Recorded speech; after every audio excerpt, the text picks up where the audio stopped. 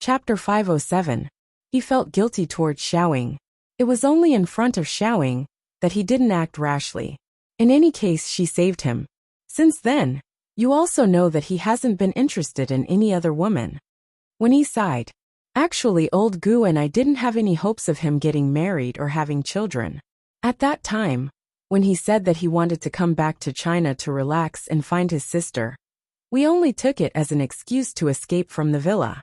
Meeting you was really an accident in life. Meeting Xi Nian was also an accident in my life. Ji Xiaoye frowned. However, this accident was too shocking for her. Her entire youth was in turmoil.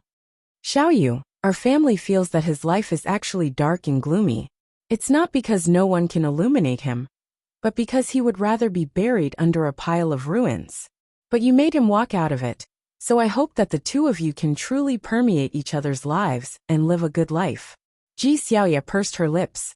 She knew that it was a very sad thing to fall in love with a man with a story. You couldn't make him forget the past. And you couldn't even ask him to let go of the past, because it was a part of him. It constantly reminded you of its existence, and couldn't be erased. She thought about this before she got married and accepted it. But it wasn't until after she got married that she understood that when the other person's memories were a minefield that you couldn't penetrate and talk to, friction was inevitable. The impact of Su Ku and the child's death on Gu Xinian was so great that it was beyond her imagination. Because of the child's ashes, he almost didn't have any glass bottles with him. The decorations in the house were always mainly milky white. Even the windows were designed with wooden shutters. He never drank from a glass cup, and was always drinking from a white porcelain cup. Did he really let go? Neither of them mentioned it, and tacitly deceived themselves. Yes, he let go. Is it enough to just have this child? Ji Xiaoye looked at Wen Yi. But I think Xi Nian doesn't want this child. Child. Wen Yi touched her forehead with a loving expression. You're wrong. After the child is born, you'll understand. All his energy will be placed on this child.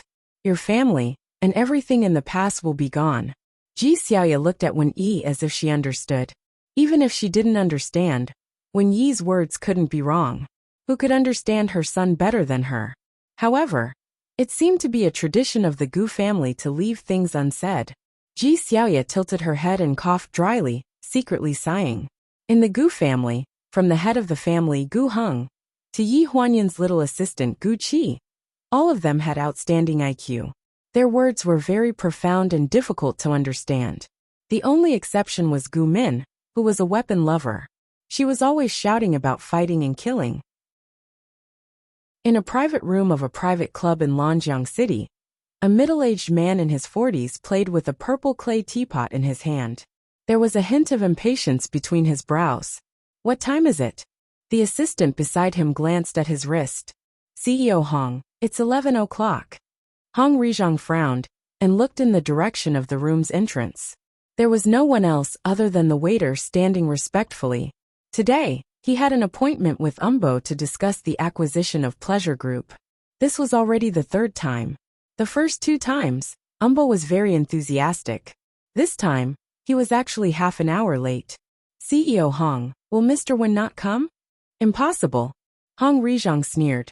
Unless he wants to wait for Pleasure Group to declare bankruptcy and be burdened with debt. How's the news from Macau? Hearing that, the assistant breathed a sigh of relief and smiled. That's true. Our son is disappointing. He lost 20 million in one night. Right now, other than you, who else can take out such a large sum of money to acquire Pleasure Group in such a short time? As he spoke, the door of the room opened and the waiter's voice sounded. Sir, please come in. A white-haired man walked in with the smell of alcohol. Although he was dressed in a suit, it still could not hide the decadence on his body. The dark circles under his eyes were especially serious. One look, and one could tell that he was sleep-deprived. CEO Wen is here. The assistant stood up and greeted him. He did not show any displeasure at his lateness. Sorry to have kept you waiting. When Bo glanced at Hong Rizhang, although his words were apologetic, he didn't look apologetic at all. Instead, he sat down across from Hong Rizhang and asked the waiter for a cup of tea. It's okay. I just arrived too. Hong Rizhang took a sip of tea and put down the cup. I don't have much time today. Let's get straight to the point. You should have seen the previous conditions. I'm willing to raise the price, but don't mention the shares again. You see, can't I tell the difference between a fishing rod and a fish? Umbo sneered. Do you think I'm short of money? What I want is future prospects. You're not the only one who wants to acquire Pleasure Group. But other companies may not have the ability to bring him back from the dead.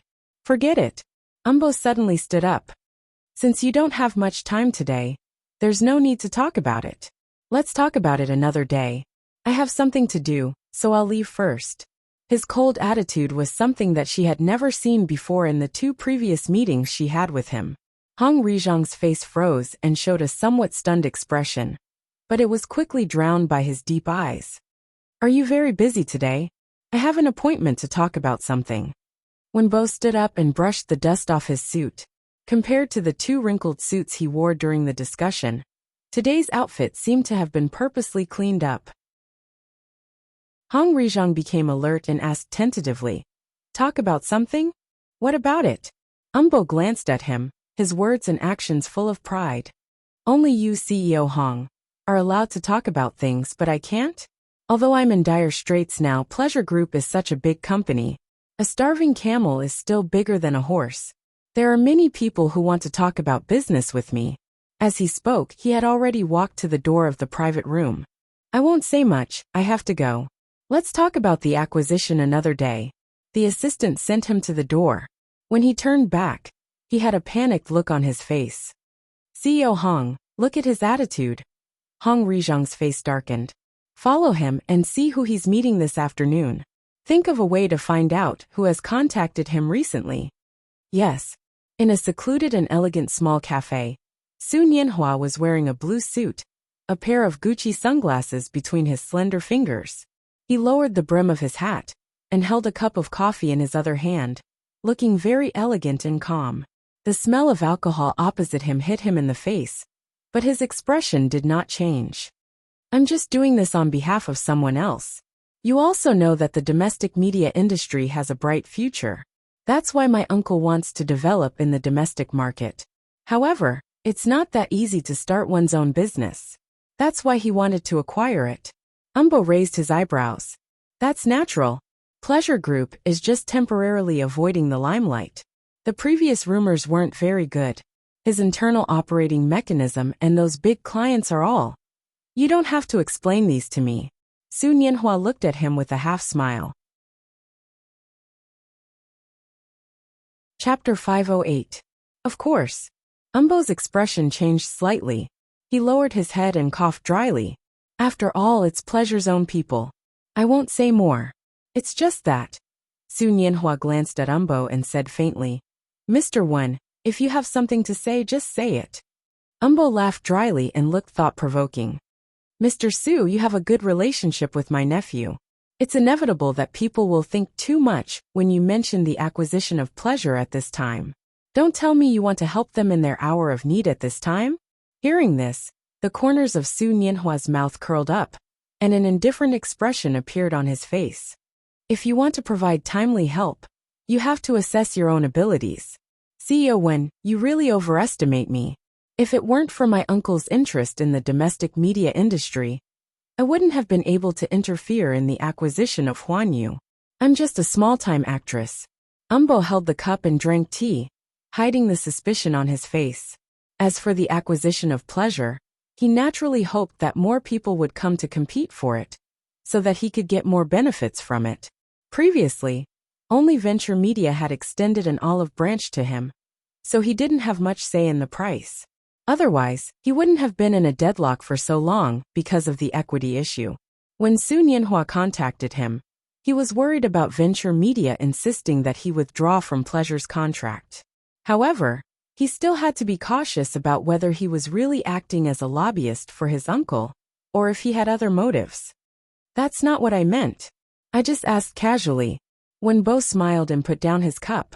Isn't it because I feel that if my nephew finds out that you're meddling in this matter, I'm afraid he'll lose face?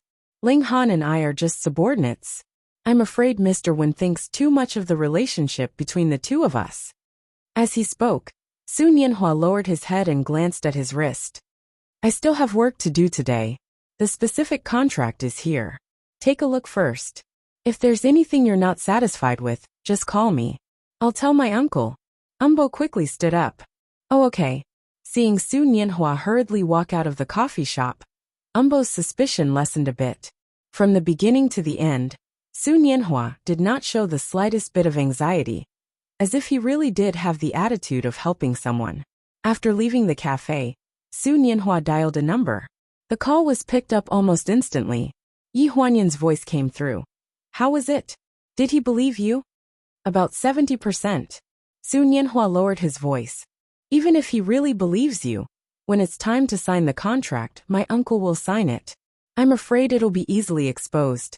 That won't happen. Umbo doesn't know who your so-called uncle is. Not all of the subsidiaries of the Gu Corporation do business under the name of the Gu Corporation. Gu Lu will take care of these matters. I just need to trouble you to help me mediate with Umbo during this time. You don't have to be so polite with me. Okay. Umbo will probably think of a way to keep an eye on you. So before this matter is over, let's avoid suspicion and not see each other again. We'll find time to have dinner together later. Okay, Su Nianhua responded. I do have work to do tonight. After this matter is over, I want to take some time off. When the time comes, I'll ask Ling Han if he wants to bring Naaneo out to play with us. If things go well, I'm afraid he'll be very busy. The two of them chatted on the phone for a while. They didn't dare to say much, and hurriedly hung up the phone. The situation was set up by Ling Han. It was a trap to let the enemy fall into it. Or, it was a matter of whether they could cross the sea under the guise of deceit. After hanging up the phone, Yi Huanyan turned to look at Ling Han. Isn't it inappropriate to ask Lucian to do this? Umbo will definitely suspect the relationship between the two of you, and send someone to investigate thoroughly. We may not be able to cover up this lie. The man in front of the floor-to-ceiling window was tall. After Wen Yi's acupuncture took effect, the time he spent on his feet increased rapidly every day. Now, other than needing more rest at night, he was almost no different from an ordinary person. He looked out of the window with a serious expression. Do you know what it means to create a diversion? Yin Yan. First, he used Su Nianhua, who seemed to have a good relationship with him, to arouse Umbo's suspicion. He was bound to spend all his efforts on investigating the purpose of Su Nianhua's acquisition this time. When he exhausted his energy, no matter what he found, he would take advantage of the situation. What's the next step? Yi Huanyan leaned on the back of the sofa and looked at the figure in front of the floor-to-ceiling window. The next step is for me to talk to him. At this time, Hong Rizhang should have already found out about Su Nianhua's interference. I'm afraid he can't hold it in anymore, and is preparing to meet with Umbo to discuss the pros and cons. Ling Han stood in front of the window and looked down at the entire central business district of Lanjiang City motionlessly. The view from the apartment on the top floor of Haiyan Media was very good. From here, he could see the top floor of the pleasure group in the distance, which was where he used to work. Ever since Ji Xiaoya was pregnant, the whole family had been hanging around her. Yi Huanyan wanted to help, but couldn't. Coincidentally, the pre-screening of Remaining Life was imminent, so she didn't care about the hospital anymore and focused on her work. Thinking about it, it seemed that she hadn't been back to the old mansion for a few days. She kept in contact with Ling Han by phone, so when Ling Han appeared here today, she was really surprised. Nothing was tidied up on the coffee table in the apartment, except for all kinds of movie materials. Afraid of losing them, even the cleaner, who came every day, didn't dare to touch them casually. It's 7 o'clock. Do you want to stay for dinner? Without waiting for his answer, Yi Huanyan glanced at her wrist. I've been eating takeout recently. There's nothing good to eat. It's better than drinking chicken soup every day. Ling Han turned around. After Xiaowu left, Sister Four and Ling Zhan have been eating out every day. Because Ji Xiaoya was pregnant, the old mansion was also in chaos every day. Aunt Zhang was busy cooking for Ji Xiaoya every day, and made all kinds of nourishing soups. Even Chen Yin, who was never a picky eater, couldn't take it anymore. She packed up her things, and took Naaneo on a trip to lie low for a while. Okay, Sister Four and Ling Zhan don't have it easy either. They're here as guests, but they eat out every day. Yi Huanyan shook her head helplessly. When I'm done with my work, I'll cook for them myself. They sound so pitiful. While speaking, Yi Huanyan made a call. Guqi asked the secretary to add an extra portion of takeout later. The call was on speakerphone, so the internal line was directly connected to the assistant's office. Guqi's voice sounded a little muffled on the other end of the line, so he just responded with a lukewarm, okay, and hung up. Yi Huanyan originally wanted to ask him to bring up something else, but before she could say anything, she heard the busy tone beep. You're so busy with work? You don't even have time to answer the phone? Yi Huanyan mumbled and put down the phone. She turned to look at Ling Han and said, I wanted him to bring you a bottle of drink to cool you down, but now you can only drink plain water. Do you mind? Chapter 509. Ling Han glanced thoughtfully at the phone that was hung up. Who delivered the takeout to you these 2 days? The secretary. Yi Huanyan replied casually. The new secretary is the only one in the company who can't do anything. She can only deliver food. Don't you usually work in the office? I'm too lazy to move. Anyway, Guqi will deliver the documents that need to be signed. He delivers them personally. Of course, they're confidential documents. Yi Huanyan didn't seem to notice the slight change in Ling Han's mood. She yawned and flipped through the documents on the coffee table. She muttered, Why are there so many roadshows? Not long after, the doorbell rang. Ling Han looked up and saw that Yi Huanyan didn't move. It wasn't that she didn't hear it, but she seemed to be used to it. The sound of the password being keyed in could be heard clearly. After a series of familiar beeps, the door opened automatically. Guqi's tall figure walked out from behind the door. Ling Han's eyes narrowed. Guqi glanced at him and put the 2 takeaways on the table. He said in a deep voice, Miss Liu, it's time to eat. Oh, I'm coming, just leave it. Yi Huanyan didn't even look up when she said this.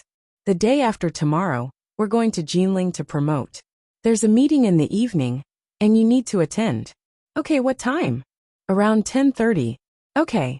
The two of them went back and forth, asking and answering questions. Ling Han sat on the sofa diagonally opposite Yi Huanyan. After Guqi left, his face was tense. Yi Huanyan closed the document in her hand, stretched, and walked towards the table. Let's go eat, I'm starving. You've been letting people from the company come and go as they please. Yi Huanyan put her hand on her waist, and was slightly stunned. She turned around and saw Ling Han's side profile. There was only a floor lamp next to the sofa in the living room, so it wasn't very clear. You mean the password? Yes. Not everyone. Guqi and the secretary wanted to send me something, so only the 2 of them know. After saying this, she pulled out a chair, sat down, and opened the lunchbox. The sound of Ling Han getting up came from behind, and the sound of his footsteps gradually approached. It's not safe. There's nothing unsafe about it. I don't have any money here, and the confidential documents aren't with me. They're with Guqi. Guqi? Ling Han's tone had already sunk to the bottom, carrying a strong sense of vigilance. Yi Huanyan finally realized that something was wrong. She hesitantly raised her head, and her gaze shifted 2 inches to Ling Han, who had already walked to her side. Why did you suddenly? Before she could finish her sentence, Yi Huanyan felt her thin shoulders suddenly sink. The chair shook twice, and her entire body fell into a broad chest. His clean and strong hand turned her chin, and then, when she was caught off guard, his slightly cold lips kissed her fiercely. The disposable chopsticks in her hand slipped on the table, knocking against the wood, and then fell on the carpet, making a muffled sound. His kiss was very fast and fierce, and she didn't even have a chance to react before all the air in her mouth was taken away. Gradually, she was out of breath, and gradually, there was a suffocating pleasure. Her lively eyes became blurred. He didn't say anything, and his large hands wandered around her body. Through the thin layer of home clothes, he vigorously rubbed her twin peaks. The folds of the clothes were like turbulent waves, rising and falling with his movements. Oh! She couldn't help but let out a moan.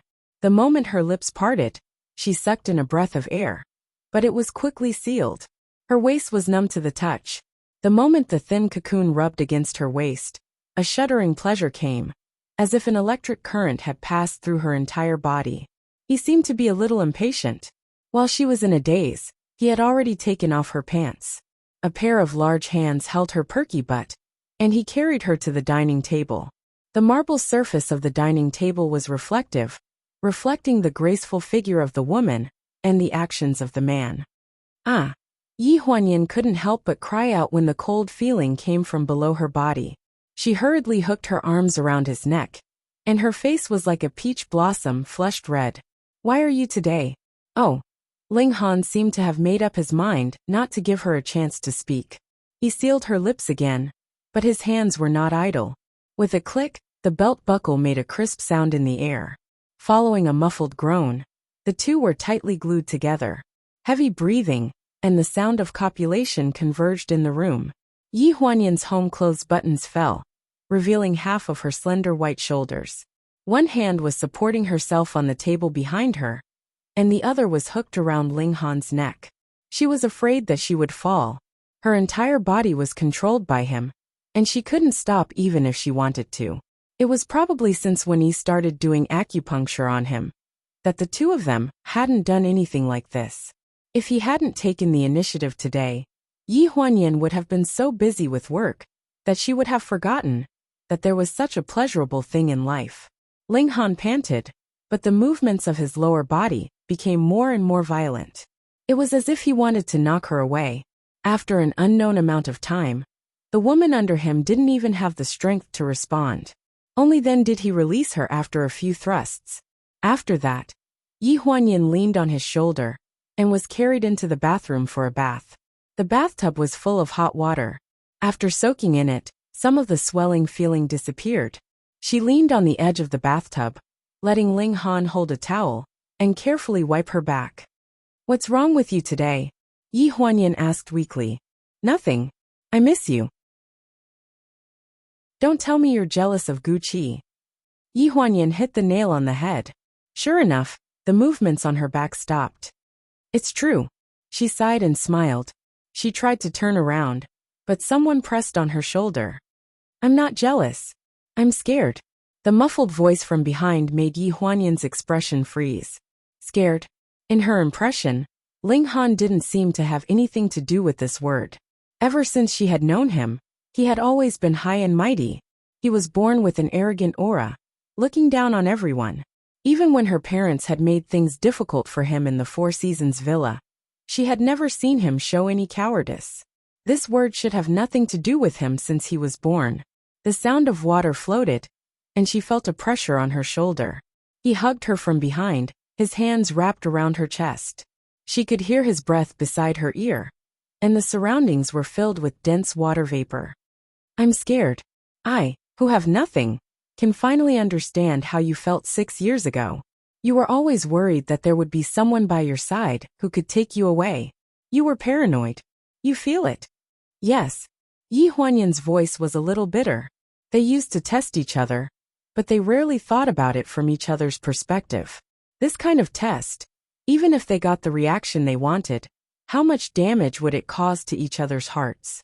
Suspicion, uneasiness, and fear came one after another. Han, yes. I'll change the apartment password tomorrow. Chapter 5:10. Gu Qi waited until 10:10 p.m., but Mr. Gu still hadn't arrived. His secretary urged him. Do you want me to go upstairs and call Mr. Gu? Gu Qi looked down at his wrist and said calmly. No need. Let's go straight to the meeting. Mr. Gu has been too tired for the past 2 days, so he's probably already asleep. The pre-screening of Remaining Life was scheduled for Saturday night. On the day of the pre-screening, all the actors were preparing to go to Jinling to promote the film. The leading actors included Su Nianhua and Sheng Enren. The supporting actors included Chen Yin and the newcomer Baiyu, and the behind-the-scenes director and screenwriter Yi Huanyan had to attend. There had been a lot of things going on recently. Even though Yi Huanyan rarely left the apartment, he did stay up a few nights to promote the film, as well as to win some prizes for the activities on the day of the road show. By the time the meeting ended, it was already midnight. Those in the technical department, who were supposed to be working overtime, had already gone back to work. Gucci was the only one left in the office. After he walked out of the company building, he looked up at the top floor. The lights were dim and soon went out. He lit a cigarette and the smoke curled up. "Second brother." A man's voice came from the night sky. He was so scared that he trembled and dropped the ash on the ground. He turned around in displeasure, but when he saw who it was, he couldn't help but get angry. "Who is your second brother? You will be in the future." Someone licked his face and said flatteringly, "Second brother. When is Minmin coming back? What does it have to do with you whether she comes back or not?" "Of course it has to do with me. I have something to do. I don't have time to talk to you." Gucci impatiently put out the cigarette and threw it into the trash can next to him. He walked toward the garage without looking back. Song Xiaobo had been pestering him for a long time. After the incident at the villa, Gu Min went back to the Four Seasons villa and didn't come back. He knew his younger sister the best. As long as she returned to the Four Seasons villa, other than the walkie-talkie, she would not have any other electronic devices. Therefore, this hacker, who could be considered a god-level programming expert, could not do anything to her. Wanting to contact Gu Min was simply a fool's dream. He really looked down on this silly boy. He was a standard engineering guy who didn't know anything other than coding. Unfortunately, his sister was also this kind of person. Other than playing with rifles, pistols, and submachine guns, she didn't know anything else.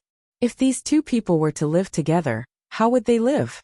He had already given Song Xiaobo a negative score, but this kid was very naive. Whenever he had time, he would pester him. He even set up Haiyan Media's access control to reject his facial recognition. But he still did not give up and waited outside every day. He was annoyed to death. Song Xiaobo followed him all the way to the garage. Gucci was really impatient. He turned around and said, "How many times have you seen Gu Min? Even if I manage to contact her, what can you say to her? Do you think she still remembers you?" Song Xiaobo pushed his glasses up. He was already dull. But now that he was stunned by Gucci's yelling, he was even more dull. Okay, don't bother me. Get lost." After saying this, Gucci got into the car and drove away. Song Xiaobo was left standing alone in the garage. He looked in the direction of the garage door and frowned. Even if they met, what should he say? Saturday morning.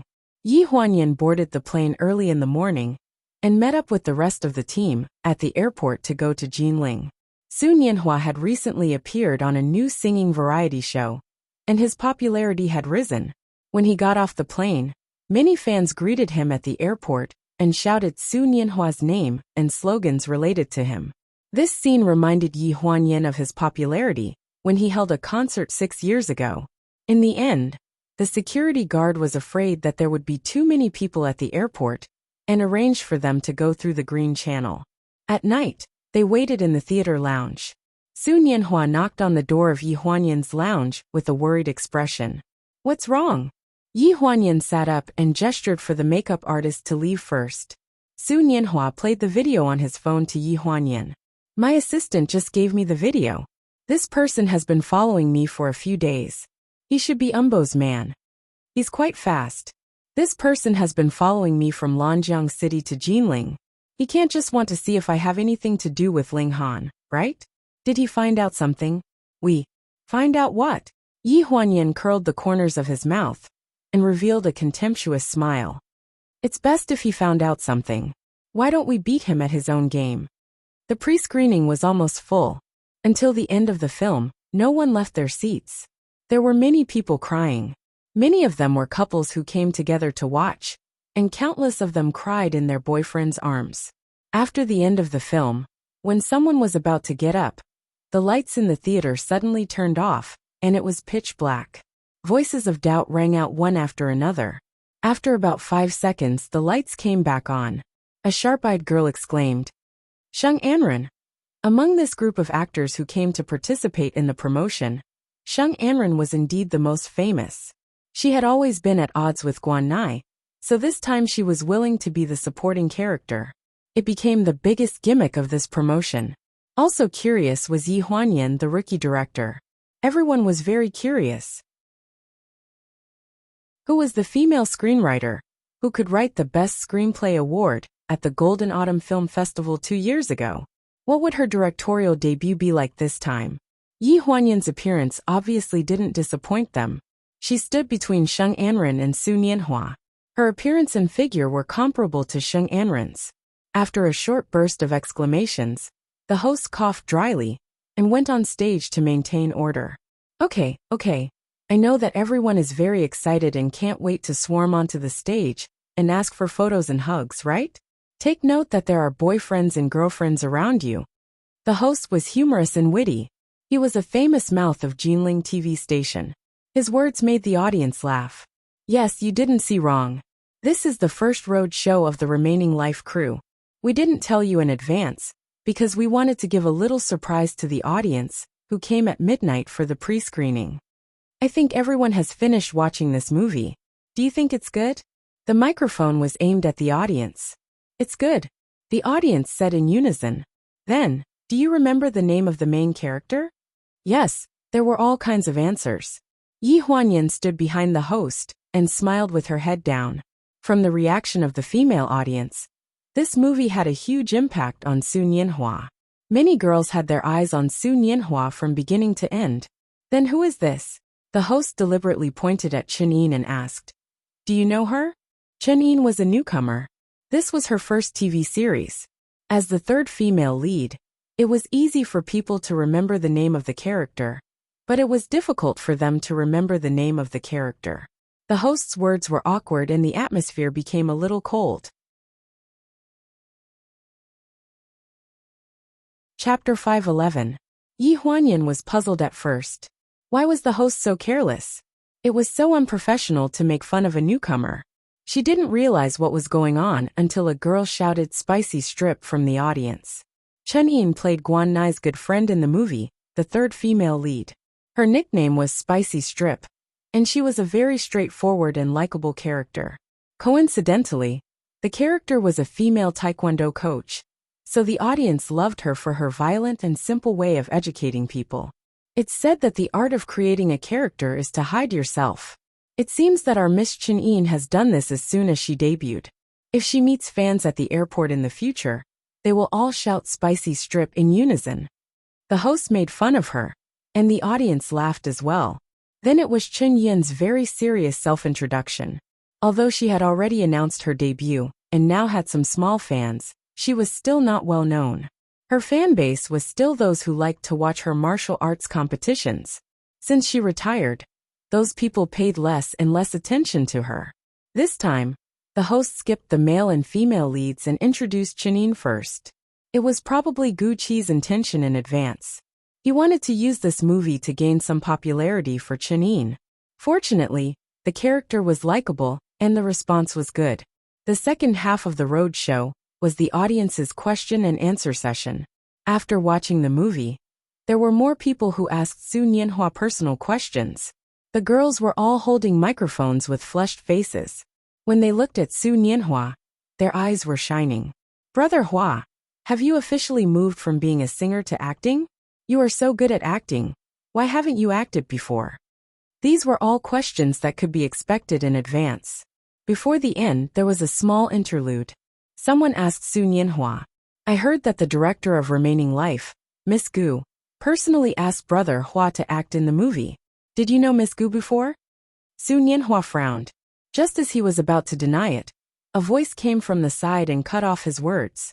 "Yes, we were high school classmates and have known each other for more than 10 years. We have a very good relationship." The audience was in an uproar. Quite a number of people had previously seen the interview between Yi Huanyan and Su Nianhua. The chemistry between the two of them was extremely good, but when the program was broadcasted, Su Nianhua's popularity had not yet reached the heights after the movie, so it did not cause much of a stir. Previously, Brother Hua wrote a song for his first love. Could it be Director Gu? It wasn't strange for someone to ask this question. What was strange was that the person who asked this question was a man. Yi Huanyan glanced at the audience, a subtle light gathering in her eyes. The man who spoke seemed familiar. Gu Qi saw that the situation wasn't right, and quickly signaled the host to change the topic. Fortunately, The time for the roadshow was long enough.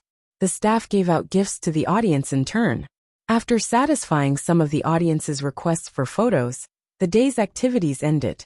On the way out of the theater, Yi Huanyan and Su Nianhua were in the same car.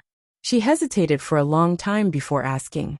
The man who asked the last question today. You noticed it too? Su Nianhua looked worried. He took out his phone from his pocket and clicked on the video that he had shown Yi Huanyan in the dressing room. It's him, right? Yi Huanyan looked carefully and finally nodded. It's him. If they were sent by Wenbo, would they be so bold as to ask us these questions? Su Nianhua raised his doubts. Yi Huanyan was also puzzled. Logically speaking, if Wenbo sent someone to follow them, no matter what they found, they should be careful. In the end, they should just inform Wenbo of the results. If they were alarmed, they would be acting rashly and alerting the enemy. Gucci, the man last night. Yi Huanyan made a call. On the other end of the phone, Gucci's voice was exceptionally calm. I've already sent someone to follow him. He seems to be staying in the same hotel as us and taking the same route back. Since he's so blatant, there's a high chance that he's not Wenbo's man. What do you mean? It's not hard to guess. Right now, there are many people who are interested in acquiring Huanyu, but those who are willing to spend their energy on it can be counted on one hand. You should know better than me the style of people who are willing to spend so much effort and openly provoke us. After hanging up the phone, Yi Huanyan glanced at Su Nianhua. Can you guess? Su Nianhua frowned. According to Gucci's analysis, it was already very obvious who this person was. Hong Rizhang is really impatient, Yi Huanyan said thoughtfully. It seems that he's determined to get pleasure group. Su Nianhua raised his eyebrows and looked out of the window. What do you think he wants to do by sending this person? To sow discord and divide into factions. It was not a secret that Ling Han was the son-in-law of the Gu family. Although it had not been announced, everyone knew that they were together at the Fengshang charity banquet. Everyone knew in their hearts. Wenbo also knew this, so Yi Huanyan could not buy pleasure group in the name of the Gu family. What Wenbo did not know was her relationship with Su Nianhua. Hong Rizhang was probably going to use this to make an issue out of it. She was close to Su Nianhua, and she was Ling Han's fiancée. Naturally, she had to help Ling Han. So, Su Nianhua's purpose was obvious. I think that person must have sent the photos he took of us getting into the same car to Hong Rizhang. I'm afraid that Hong Rizhang will show these photos to Wenbo tomorrow and directly expose your relationship with me. Yi Huanyan was very calm, which made Su Nianhua's original worry disappear a little. You already have a way? Hong Rizhang must have already found out about our relationship. It's useless to explain. It's better to beat him at his own game. Lanjiang City. A ray of light appeared in the east. After Wenbo woke up with the smell of alcohol, he was awakened by the woman next to him, who was only wearing a burgundy nightgown. Honey, someone is ringing the doorbell. Wenbo turned over unhappily. It was very difficult for his old body to turn over. Go open the door when the doorbell rings. The woman next to him was in her early 20s. Hearing this, she yawned. I'm not going. Anyway, it's not looking for me. The last time your wife came here, I opened the door and almost scratched my face. What if it's her again this time? Wenbo was sleeping soundly, and the most annoying thing was being nagged. When he heard this, he suddenly turned around and glared at her, growling. Are you done? I provide you with food and drink. I can't even order you to open the door. If you don't want to stay here, then get out of here. The woman was scolded and didn't dare to say anything. After a long time, the quilt on her body was pulled away. Knowing that she had angered the old man, she quickly got out of bed and put on the clothes with a stiff face and a smile. I'm just kidding. I'll go open the door. Don't be angry. Not long after, the woman went upstairs and stood at the head of the bed looking at the old man's back. She bent down and hesitantly patted his shoulder. Sir, the person is looking for you. Who is it? Wenbo turned around unhappily. He said that his surname is Hong.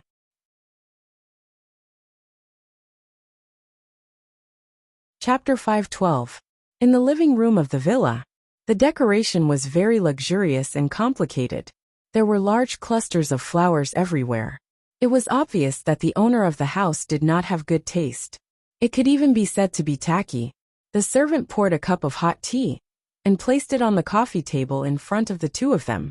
Then she left. Umbo looked like he was not fully awake. He seemed to be a little impatient with Hong Rizhong's visit. Sorry to disturb President Wen's rest. It's nothing. I drank a little last night and was not fully awake. If you have something to say, I can go back to sleep after you're done. Hong Rizhong's face stiffened. Umbo did not give him face because Su Nianhua had talked to him about the acquisition. That gave him confidence. It was just that this confidence was probably just because he felt that he had enough. Thinking of this, a cold smile appeared in his eyes. I'm here this time because of the previous contract. You've thought about it for so long, but you haven't contacted me. Are you still not satisfied? Umbo raised a hand and looked contemptuous. I'll get straight to the point. The conditions that Venture Media gave before were too harsh, and the price was too low. Pleasure Group is a century-old business. It has its reputation, which is priceless. There are people who know better than you. So if you insist on the same conditions as before, we don't have to talk about it. Hong Rizhong was not angry. He took out his briefcase, unzipped it, and took out a brown envelope. Why don't you see what I'm giving you first? I believe that as long as you see what I'm giving you, you'll change your mind. Umbo frowned and opened the envelope skeptically. He touched a stack of photos. This is your future niece-in-law and the outdated singer Su Nianhua, who talked to you about the acquisition. Hong Rizhong leaned back on the sofa with a mocking look on his face. What are you trying to say by giving me these? Umbo's expression changed. Su Nianhua and Gu Huanyan obviously knew each other for a long time. You sold the Pleasure Group to Su Nianhua. Have you thought it through? Are you selling it to him, or to the person behind him? Everyone knows that Gu Huanyan is Ling Han's fiancé. Isn't it strange that she doesn't help Ling Han? This trick of saving the country in a roundabout way isn't very useful. How could you fall for it? Umbo's face immediately turned ashen. You said that Su Nianhua was sent by Gu Huanyan? Hong Rizhong raised his eyebrows as he looked at the envelope in front of him. It's obvious. When Hong Rizhong left, he was full of vigor. I advise CEO Wen to consider this matter carefully. Don't end up like a sheep in a tiger's den, and unable to escape. After he left, there was a commotion in the living room. The woman came downstairs and exclaimed when she saw the mess on the floor. What's going on? The old master was very angry. Damn that Su Nianhua. He colluded with that bitch Gu Huanyan to lie to me. The woman stood on the stairs, looking at a loss. Su Nianhua? That singer? He's just AF * king actress. Umbo kicked the chair beside him hard, and there was a loud sound in the living room. 3 days later, at the Shanghai airport, Yi Huanyan and the others boarded the plane through the Green Channel, leaving behind the fans waiting at the airport. Su Nianhua's fans were not very eye-catching. The crazy ones were Chen Yin and Baiyu's fans. After the road show at the Jinling Cinema ended, more than 1,000 high-quality movie ratings had been posted on the movie website. Basically, they were all 4-star reviews, and the ratings were quite high. The pre-screening in all the major cities had been a complete success. They flew straight from Jinling to Shanghai to participate in an interview program.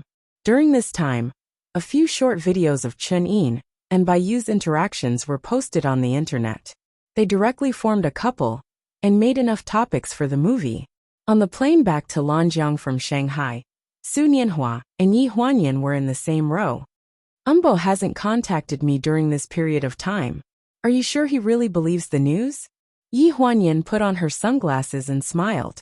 I think instead of worrying about this, you should worry about how to explain it to Xiao Rou when you go back. Hearing this, Su Nianhua's face turned pale. There was a price to pay for acting first and reporting later. This time, when he went back, he would probably have to sleep in the study.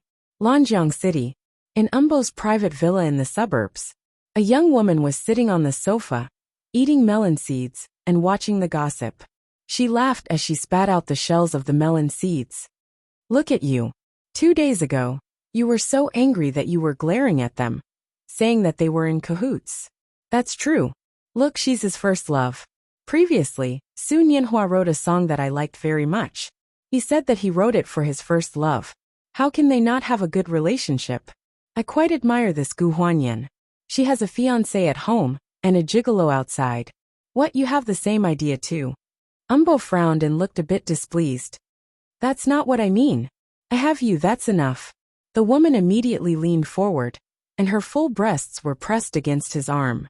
It was very soft through the shirt. Umbo was a bit restless. Do you think Su Nianhua will help Ling Han because of Gu Huanyan? Then do you think it's possible for you to help my ex-boyfriend for my sake? Umbo nodded thoughtfully. Suddenly, he felt that something was wrong, so he turned around and asked, Your ex-boyfriend? Who? Oh, I was just kidding. Don't take it seriously. The woman smiled charmingly and snuggled into his arms. Her low-cut dress was very eye-catching. This woman was a stunner, and had a set of skills in bed. Every time she could serve him, he couldn't stop. Umbo was not young anymore. His son was already middle-aged, but he still couldn't get over women. He used to have a lot of canaries outside, but then something happened, and he was short of money, so he let them all go. Only this one was left, and he couldn't bear to let her go. She was like a mountain of gold and silver. Recently, a few scandals about Su Nianhua and the director of Remaining Life had been trending. Su Nianhua was a celebrity, and needless to say, Gu Huanyan was even more so. The script she had written before had accumulated a lot of fans. If it weren't for the fact that the hot searches were removed quickly, it would have been the talk of the town by now. Although the rumors were refuted in time, and the public relations were good, such a small trick still couldn't escape his eyes. He just paid some sponsorship money to the media that had exposed the news before, and everything was clear. Gu Huanyan actually had an affair with Su Nianhua. No wonder she had tried so hard to get him to star in a movie and make him popular. Maybe it was because of old feelings. Now that Ling Han had lost power, there were many people who wanted to hit him when he was down. The Gu family might not take him seriously. This second miss was obviously not easy to deal with. He didn't hear that she was married, but she already had a 5 or 6-year-old son. Her background was not very clean. Maybe the child was Su Nianhua's? Umbo thought to himself. If there was such a relationship, what was the possibility of her ex-boyfriend helping her current fiancé? As a man, he knew.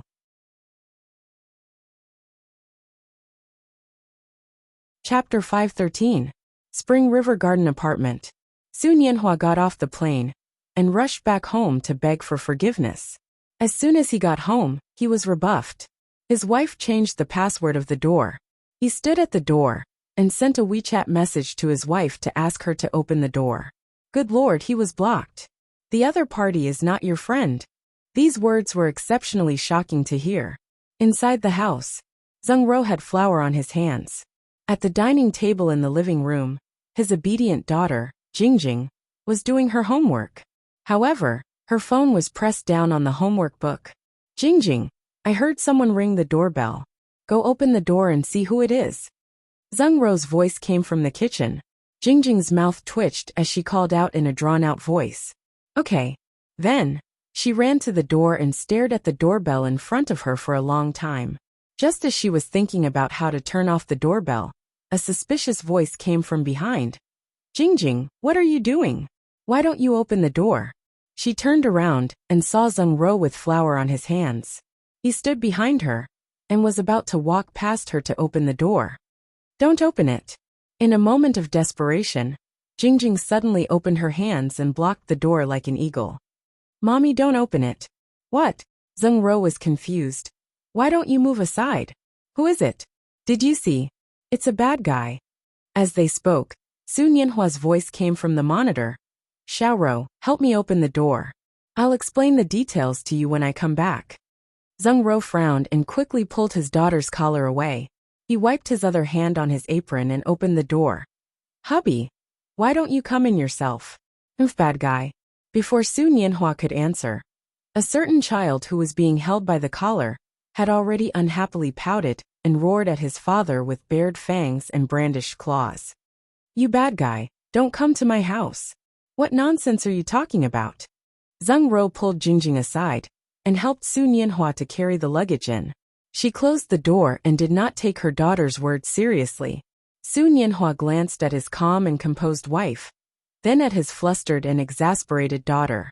He more or less understood his current situation. Did you change the password? He looked at Jingjing and squatted down. Jingjing turned her head away angrily. I changed the password of my house. It has nothing to do with a bad person like you. How can you talk to your father like that? Zheng Ro glared at her daughter in dissatisfaction. What kind of TV series have you been watching recently? What kind of nonsense is that? Are you a drama queen? Su Nianhua raised his hand to signal Zheng Ro not to speak. Like magic, he pulled out a lollipop from behind him and handed it to Jingjing. Jingjing's favorite cola-flavored lollipop. Jingjing's eyes lit up when she saw the lollipop. Just as she was about to reach out to take it, Su Nianhua said, Your Auntie Yan Yan asked me to bring it to you. She said it's a gift for you. Jingjing's expression changed when she heard this. She glared at the lollipop angrily. I don't want it. Su Nianhua sighed. Why not? Zheng Ro was confused. What's wrong with this child? Is it because she heard something from her classmates? She thinks that Auntie Yan Yan and Dad are bad people? Jingjing's eyes reddened when she heard this. They all said that Dad doesn't want me anymore. Dad is going to marry Auntie Yan Yan and have another baby. Su Nianhua looked up at Zheng Ro. You haven't seen the news in the past 2 days, right? Zheng Ro shook his head. Cell phones emit radiation. It's not good for the child. Didn't you not let me watch it? Also, I've been busy studying recipes for the past 2 days. I didn't even answer my mom's calls. No wonder. Su Nianhua sighed silently. He stood up and patted Jingjing's little head. Dad only has you and the baby in Mom's belly now. How can you doubt Dad so casually? And your Auntie Yan Yan? Didn't you say that you liked Auntie Yan Yan the most? Naaneo always gives you snacks. Have you forgotten? Jingjing sobbed and looked at Su Nianhua. She didn't understand. But what? But they all said that the person Dad likes the most is Auntie Yan Yan, not Mom. The little girl cried even more sadly. Su Nianhua looked at Zheng Ro in a panic. Zheng Ro didn't seem to have much of a reaction. She just frowned and then smiled. This girl has watched too many TV dramas. Now she's sad. Xiao Ro. Okay. Zheng Ro took a deep breath, took off her apron, and handed it to him. The dumplings are ready. Help me cook. No matter what the news is, I can roughly guess. I'll solve my daughter's problem. This little girl doesn't tell me anything now. She knows how to hide things from me at such a young age and act on her own. After saying that, Su Nianhua was stuffed with a pink apron stained with flour. Zheng Ro bent down and carried her wailing daughter to the bedroom. She was 5 months pregnant, and her body was a little weak. She had to support her waist. Her back was very gentle. Bathed in the afternoon sun, she looked very warm. His original worries disappeared in an instant. Su Nianhua stood in the same place and smiled as he looked at the backs of the mother and daughter. The person he liked the most? Being questioned by his own daughter, why the person he liked the most wasn't her mother, made him feel a little sad. He felt sad for himself, and even more so for Zheng Ro. After so long, if they still didn't know who the other party liked the most, then these 6 years of being husband and wife existed in name only. Zheng Ro was also confused, angry and unwilling. Even now, she still didn't see Yi Huanyan. There was definitely a gap. But it wasn't with him. That was enough. He didn't ask his wife to tolerate the whole world. It was enough that she just had to tolerate him. When the dumplings were in the pot, Zheng Ro's voice came from the bedroom. She gently guided her daughter and gradually calmed her crying. How could Daddy not like Mommy? Daddy likes Mommy the most. Then what about Auntie Yan Yan? Auntie Yan Yan is just Daddy's friend, just like how Uncle Remy is Mommy's friend. Jingjing, do you think Mommy likes Uncle Remy more than Daddy? But Uncle Remy is ugly. You can't say that about Uncle Remy. Anyway, a person can like many people in their life, but the person you choose to be by your side in the end is the one you like the most. A lifetime? What's a lifetime? When Jingjing grows up and has someone she likes, you'll know. Jingjing has someone she likes the most.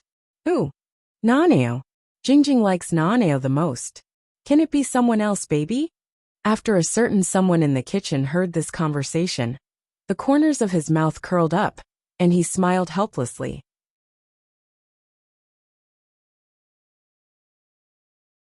Chapter 514. The scandal between Su Nianhua and Yi Huanyan was deliberately suppressed before it could ferment. One was an outdated male singer, and the other was a newly promoted female entrepreneur. It wasn't considered big news, so the media deliberately let it go and didn't pursue it. This made Umbo feel more at ease, but some people couldn't sit still. In the CEO's office of Venture Media, a folder fell from the table and hit the floor with a loud thud before sliding to the assistant's toes. Investigate Su Nianhua's background and discuss the acquisition. Does he have the ability to do so? The assistant lowered his head and said fearfully, I've investigated a little. Su Nianhua's original name was Lu Shun before he debuted. He was the only son of the former CEO of Chao Lu Medical Group. Later on, he probably fell out with his family and went abroad alone to enter the entertainment industry. A few years ago, Chao Lu Medical Group was involved in a medical incident. The Health Bureau intervened and caused the group to close down. The CEO fell ill. That's not what I want to hear. Hong Rizhang interrupted his assistant impatiently. What I want to hear is Su Nianhua's current family relationship, assets, and who commissioned him to do this acquisition. Pleasure Group is such a big pie. Can a down-and-out son like him eat it? The assistant shuddered in fear. After Hong Rizhang finished speaking, he snapped back to his senses and said with a trembling voice, I'll investigate now. The sound of the door closing echoed in the office, and the things on the table fell to the ground with a crash. Hong Rizhang placed his hands on the table, his expression extremely gloomy. No one could take away what he wanted. He had to get it even if he had to resort to unscrupulous means. After returning to Lanjiang City from Shanghai, Yi Huanyan returned to Haiyan Media to work overtime. There were still many details to be settled on for the movie. After the meeting ended at night, Gu Qi and Yi Huanyan stayed in the meeting room to discuss the follow-up matters. It was already late at night. I was so busy that I didn't even have time for dinner. Yi Huanyan glanced at the night sky outside the window and sighed. After the movie ends, I'm going to take a break. You should have a good rest. How are things at the villa? Yi Huanyan asked. It's still under renovation. My brother said that we should take advantage of this opportunity to move all the places that were originally going to be renovated to one side, so that we won't have to endure the noise when we move in. Alright, that's good too. My parents can stay in China for a while, but my brother and Xiao Yu's wedding will probably be postponed again. Yi Huanyan stood up and rubbed her stomach. Let's go for supper. Gu Qi smiled. I happen to know a small shop that has a very good business. If you go there at this time, the stall should still be open. It's near the old house, so it's convenient for you to go home and rest tonight. Really? Yi Huanyan's eyes showed some surprise. Compared with Ling Han's, I'll take you to a place to eat. She preferred Gu Qi's words. A stomach that was used to eating roadside snacks was a bit out of place for Ling Han, who liked exquisite restaurants. A roadside stall was more suitable for her. The stall that Gu Qi mentioned was 2 streets away from the old house. There was a shelter with a rainproof plastic sheet on the side of the road. The mist was dense. There was barbecue outside and mutton soup was stewing inside. A bowl of mutton soup in the winter could be said to be very warm. The mutton here is very fresh. The mutton soup has been stewing for a long time. Gu Qi took 2 pieces of tissue to wipe the table and asked Yi Huanyan to sit down. Boss, 2 bowls of mutton soup noodles. Okay, you're here again. Is this your girlfriend? My boss. Gu Qi smiled. Yo, the boss is so young. The boss's wife was round and looked very fat. Hearing that, she laughed happily and asked her husband to bring in some mutton skewers. The noodles need to be cooked for a while. Eat some mutton skewers first. Her husband brought in a plate of mutton skewers. Thank you. Gu Qi took it with a smile. You're welcome. Yi Huanyan took a skewer and took a bite. It was soft and juicy. It was roasted just right. Wow, it's delicious. I lived here when I was young. I didn't even know. How did you find this shop? I sleep late at night and have a habit of eating supper. After walking around for a long time, you'll know. This place was actually quite hidden. People who came here either had a sharp nose or were really bored to walk along the alley for a long time. Yi Huanyan ate 2 mutton skewers. When she was about to take the third one, she was stopped by Gucci. Eat less. The taste is too strong. You won't be able to taste the mutton soup later. You're quite particular. Yi Huanyan laughed, but her hands didn't stop. I'm starving. Let's eat first. Before Gucci could stop her, 2 mutton skewers went into Yi Huanyan's mouth. She was immersed in eating when a familiar voice suddenly came from outside the shed. It's here. I found this place when I was lost. It's been open for many years. The taste is really good. I strongly recommend it. The youth's voice was slightly immature, but it was full of vitality. Even in this sleepy night, when one heard it, one would feel as if a stream of clear spring water slowly flowed past, making one's mind clear and awake. The female voice that responded was different. It was gentle and soft, but there was no lack of sonorous texture. A thin layer of metallic sound. If there was more, it would sound rough. If there was less, it would sound pretentious. I don't eat roadside stalls often, but Yin Yin likes it. I've eaten with her twice before. Roadside stalls are a little worse. You don't mind, right? It's fine. It's not like I was spoiled growing up. Yi Huanyan was about to get up when she suddenly heard a voice cut into the conversation. It was very penetrating, with a bit of arrogance and ecstasy. Well, you left me behind just to sneak out to eat in the middle of the night. Brother, you're too mean. Brother? Yi Huanyan smiled. Ling Li had been living in the old house for some time, but she had been very busy during this period of time. She only met Ji Xiaoya in a hurry the next morning, after she found out that Ji Xiaoya was pregnant, and had breakfast with her. During that breakfast, Ji Xiaoya looked guilty, and didn't even dare to look at her. Yi Huanyan didn't know why. After that she was busy with work. Thinking of this, she didn't say anything serious. Just as she was thinking, the 3 of them walked in noisily.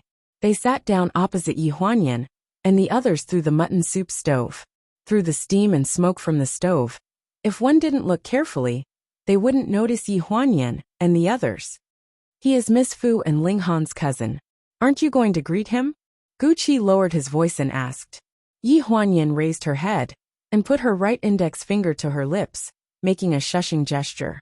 She raised her eyebrows and smiled. Wait a moment. When did Ling Zhan get so close to Fuingxiang?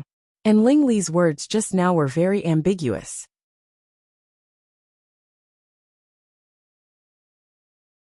Chapter 515. Sitting at the best vantage point to observe her closest friends was indeed an exciting thing. Yi Huanyan did not intend to eavesdrop, but Ling Li had no filter at all. As soon as she sat down, she blurted out, You 2 didn't come back for 2 nights. Where did you go? Why don't you tell me the truth? You didn't sleep for the whole night. How do you know we didn't come back for the whole night? Ling Zhan retorted angrily. She could see his slightly red face through the steam. Yeah, I didn't sleep for the whole night.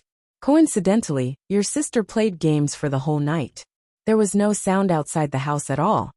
Okay, you're just a little girl. Why are you asking so many questions? If you ask again, hurry back to America. Tisk, brother, you're anxious.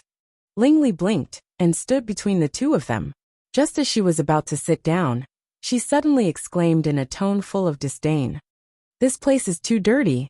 Brother, you should have brought Sister Xiaoying here to eat. You deserve to be single.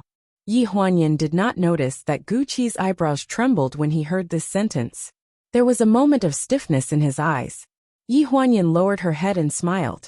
At this time, the mutton noodle soup was served. The figure of the lady boss blocked their view, so they could not see Ling Zhan's table. Ling Zhan blushed, which was rare for him. The night before, he and Fuingxiang did not go home. In the past, he felt that there was no such thing as fate in this world. Everything was created subconsciously by people. But after meeting her, he suddenly felt that this thing might really exist. From meeting by chance at the airport, taking the same taxi to the same place, to living under the same roof every day, to the celebration at the bar after the academic conference, and meeting her again, all of these were coincidences. But when there were too many coincidences, it became fate. Aren't you going to say hello? Gucci asked. Yi Huanyan was eating noodles, and shook her head when she heard this. Eat the noodles first. It won't make a difference. Gossip was more important than anything else. From the moment Ling Li started to make jokes, Ling Zhan's somewhat impatient attitude clearly showed his attitude. But from the start to the end, Fu Yingxiang did not express her opinion. Actually, it was no wonder. The age gap between the two of them was not small, and from the way Fu Yingxiang looked at it, she did not like Ling Zhan's type. Therefore, Yi Huanyan wanted to study it a little longer. Why do I feel like everything has changed after we went on a road trip? Not long ago, Fu Yingxiang said that she was tired of living in China and wanted to go back to Macau. Looking at the situation now, it was likely that he was going to stay here permanently. A bowl of mutton noodle soup, accompanied by the gossip behind the stove, made him feel comfortable all over. Ling Li, who was sitting at the next table, had been nitpicking at the roadside stalls. This one was dirty, this one looked unhygienic, and she casually said that she would definitely have diarrhea tonight. She didn't care that there were still a bunch of men and women sitting at the roadside stalls who had come to eat supper. They had already cast angry glances at her many times. Shut up if you don't want to eat. Ling Zhan finally couldn't stand her sister's nitpicking and couldn't help but scold her. I'm just saying, if your stomach is not very good, it's better not to eat the food here. I have pastries in my room that my friend brought over yesterday. You can go back and eat them as supper. Fu Yingxiang's voice was unusually gentle. Ling Li, however, was not a kind person. This girl was a little wolf dog who might not even accept a meat bun given to her. I'm on a diet. Fu Yingxiang smiled. You're not fat. Ling Li raised her eyebrows. Women always say that others are not fat. In fact, it's a kind of psychological competition. You have more self-control than anyone else when you eat. For example, you look at the 20 mutton skewers, but in the past 10 minutes, you only ate this one. To be precise, you only ate one bite. Ling Li, are you done? Ling Zhan interrupted Ling Li and looked nervously at Fu Yingxiang. She was still calm and collected, with the wisdom and magnanimity befitting her age. She didn't take Ling Li's provocation to heart at all. Instead, she put down the mutton skewers in her hand and smiled. I just think that if I eat too many mutton skewers, it will affect the taste of my mutton noodle soup later. Do you dare to say that you can eat an entire bowl? Depends on my mood. TSK. Ling Li's face was full of disdain. If you're a woman, you won't even dare to eat such a big bowl of mutton noodle soup. Do you still want your figure? Hearing this, Yi Huanyan subconsciously lowered her head to look at the bottom of her bowl, with half a mouthful of noodles left. She silently placed her chopsticks on the bowl and revealed an embarrassed smile to Gu Qi. Diet is not the only way to maintain a figure. Fu Yingxiang smiled. If you know where your brother and I went the night before yesterday, you won't ask me this question. Where? Ling Li stared at her with her round eyes. Let's talk about it after you finish this bowl of noodles. Fu Yingxiang's expression was a little mysterious. She smiled and took the bowl of noodles from the owner's wife.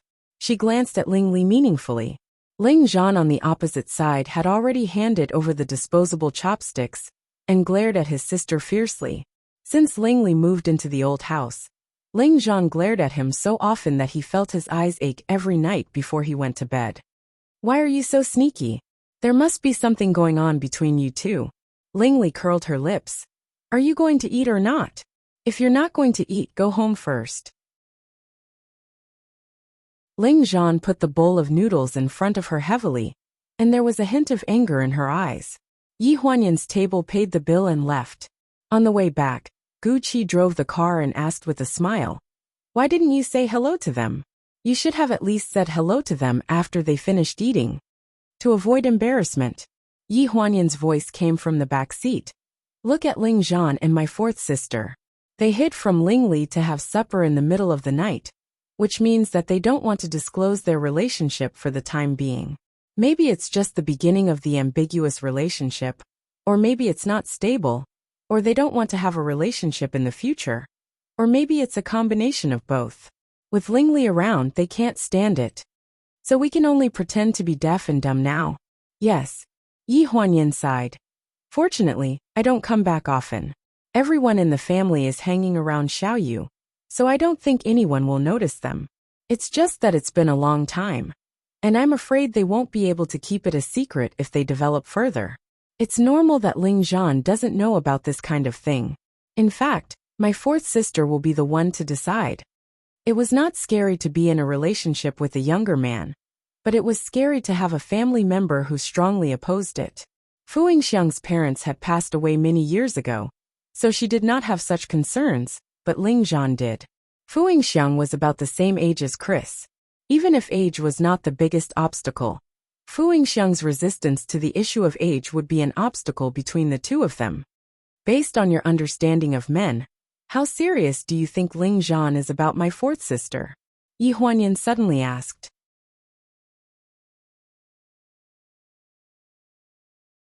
Chapter 516. Gu Qi's expression was reflected in the rearview mirror. When he heard Yi Huanyan's question, he was stunned for a few seconds. You should be more familiar with Ling Zhan than I am. But I'm not a man. From a man's point of view. Gu Qi took a deep breath. I think I need to understand the process of how he met Miss Fu, and the time they spent together. I need to know the details of what happened between them, before I can make an accurate deduction. How about a rough deduction? On a scale of 1 to 10, how would you rate it? 10. Yi Huanyan frowned, and showed a surprised expression. Why? He is young and hot-blooded. He has never been in a relationship before. When it comes to his first relationship, he is always so serious and selfless. That's what I felt just now. Even in front of his closest sister, he is so serious about protecting Miss Fu. Young and hot-blooded. Indeed, you can't deny the hot-bloodedness and seriousness of a relationship. When he loves you seriously, but when he leaves, he is also serious. Gu Cheng's words were no different from not saying anything, but it awakened Yi Huanyan's worry in her heart. She was worried about Fu Yingxiang. She was 40 years old, and not young anymore. Although she still looked like an otherworldly beauty, her heart had suffered an irreparable injury. She couldn't afford to be hurt a second time. Yi Huanyan suddenly started to worry. Gu Qi, who was in the driver's seat, saw Yi Huanyan's expression from the rearview mirror and frowned slightly. Second miss, are you worried about Miss Fu? Actually, if you put yourself in her shoes, when second miss insisted on being with Mr. Ling after returning to China, young madam should have been worried about you too. I'm afraid that she was more worried than you are about Miss Fu now. Yi Huanyan was slightly stunned. Gu Qi was right. When she made the decision to come back and look for Ling Han, not only was Ji Xiaoya worried for her, but the entire Four Seasons villa was worried for her. At the end of the day, when it came to matters of the heart, be it happiness or unhappiness, joy or sadness, it was something one was willing to bear. Other people could not make any decisions. After thinking it through, Yi Huanyan let out a sigh of relief. It was late at night. When he returned to the old house, the full moon was already hanging high in the sky. The night was dark. Ling Zhan, his sister, and Fu Yingxiang had not returned yet. In order to take care of Ji Xiaoya, Winnie simply moved to a hotel apartment in the city center. Naturally, Gu Heng was worried and followed her. Chun Yin had just become popular these 2 days, and was busy with live streaming, so there were not many people left in the old mansion. When he stepped into the courtyard, there was not a trace of light in sight. It seemed a little desolate. Yi Huanyan took a deep breath. She did not expect that when she returned, no one would come out to greet her. When she left, this place was crowded, but when she returned, it was so empty. The noodles are too bland. A tender voice came from the direction of the small kitchen in the courtyard. Yi Huanyan paused and looked in the direction of the voice. Only then did she see a flickering light in the direction of the small kitchen. She was slightly stunned. Stepping on the snow on the ground, she walked toward the small kitchen. Through the window, she could faintly see a figure in the kitchen. Naanea was sitting on a small stool. In front of him was a bowl of freshly made noodles, which were steaming hot, on the short table in front of him. He took a bite and complained about it. This is not handmade noodles. It's not the same as Aunt Zhang's at all. There's no time to make noodles now. Eat this first. His deep voice was filled with tenderness. Yi Huanyan's heart warmed. She pushed open the door and entered. If you continue to spoil him like this, what will happen? The father and son sitting behind the short table raised their heads at the same time, revealing astonished gazes. Naanea was the first to cry out in surprise. He threw down his chopsticks, and threw himself into Yi Huanyan's arms. "Mommy, you're back." Yi Huanyan staggered when he bumped into her. She helplessly patted his little head. "When I wasn't around, you bullied your daddy like this. Did you forget what I said before I left?" "No, I didn't." Naaneo pouted and said aggrievedly. "It's because daddy's noodles are too disgusting. They're not handmade noodles. And they're really bland. I'm sure he didn't put any salt." "How disgusting can it be? It's just a bowl of noodles." Yi Huanyan scratched her son's nose. "Don't complain first." Ling Han also stood up. He was wearing a light gray sweater with his shirt collar exposed. He matched it with a pair of comfortable beige home pants. When he saw Yi Huanyan come back, he was originally happy. However, after being criticized by his son, he suddenly felt a little embarrassed.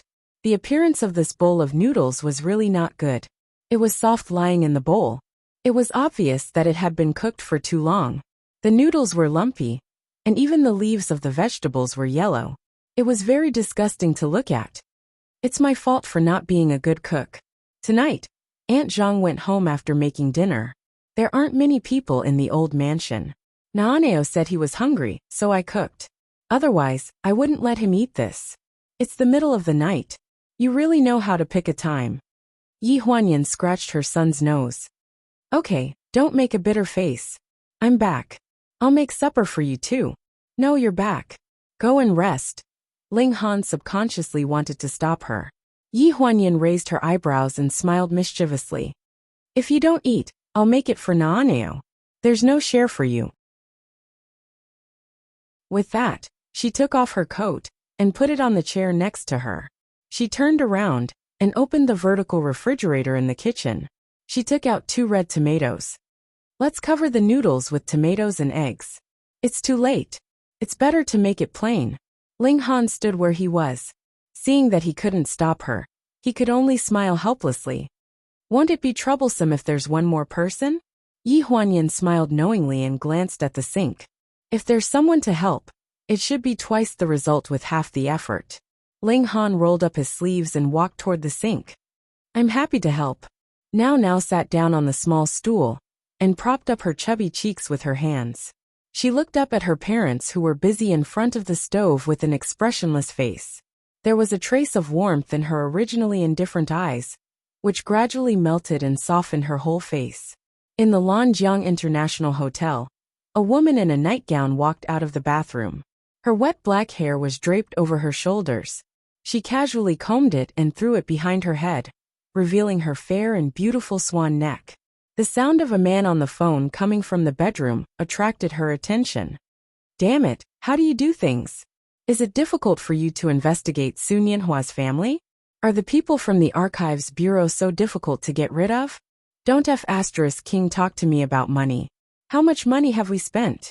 It's just Su Nianhua. Do you think I don't know how long Chao Lu Corporation has been out of business? He's just an outdated singer. He's just an actress. Who can support him?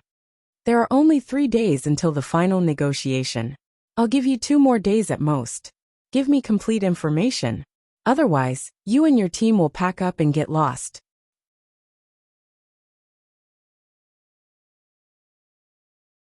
Chapter 517. The yes man on the other end of the phone made Hong Rizhang more and more irritated. When he hung up the phone, he slammed it on the ground. However, the bedroom was covered with a thick carpet. Except for a muffled sound, there was no other sound. The fall did not show any momentum. Instead, it made him feel even more suffocated. "Do you have to be so angry?" A woman's coquettish voice came from the door. Hong Rizhang turned his head and saw the enchanting figure leaning against the door frame. She was wrapped in a pure white bathrobe, revealing half of her white shoulders. Her face was very pure, and there was a mature charm in this innocence. She was looking at him with shimmering eyes. Hong Rizhang only felt his throat tighten, and his heart rippled. "It's about the company. Let's not talk about it. Come sit." As he spoke, he patted the spot beside him. The woman stepped on the carpet barefooted, casually wiping her wet hair. When she walked towards Hong Rizhang, it was as if she was defenseless. Her gait was light and graceful. Just as she reached the bedside, she cried out in surprise. She was pulled over and pressed on the bed. His impatient hands reached into her bathrobe and violently ravaged her breasts. In a panic, the woman turned her head to avoid his kiss and groaned. "Why are you in such a hurry? Wait a minute. Did something happen to the acquisition?" However, Hong Rizhang was like a ferocious beast, eager to vent his anger and desire. He had no intention of stopping. While tearing off all the restraints on the woman, he unbuckled his belt. "You're already dressed like this, baby. Can I still wait?" The woman was uncomfortable by his touch. She frowned unhappily, closed her eyes, and let him grope her body for a moment. Then she gritted her teeth and raised her knees. A man's muffled groan echoed in the room. It was very mournful, and one could hear that it was full of pain. Hong Rizhang covered his lower body and squatted on the edge of the bed. He looked up at the naked woman on the bed in disbelief. "Bitch, you motherf ****. The pain came in waves, leaving him no room to fight back. He could only cover his crotch and couldn't move. "Whether I'm horny or not is my business. Whether I sleep, or when I sleep is up to me. If you want to force yourself on me, why don't you look in the mirror and see what you look like? Disgusting." The woman's voice was full of disgust. She got up from the bed unhurriedly and showed a contemptuous look at the man under the bed with a cold face. Then, she felt for the man's suit jacket beside the bed and took out the cigarette box and lighter with ease.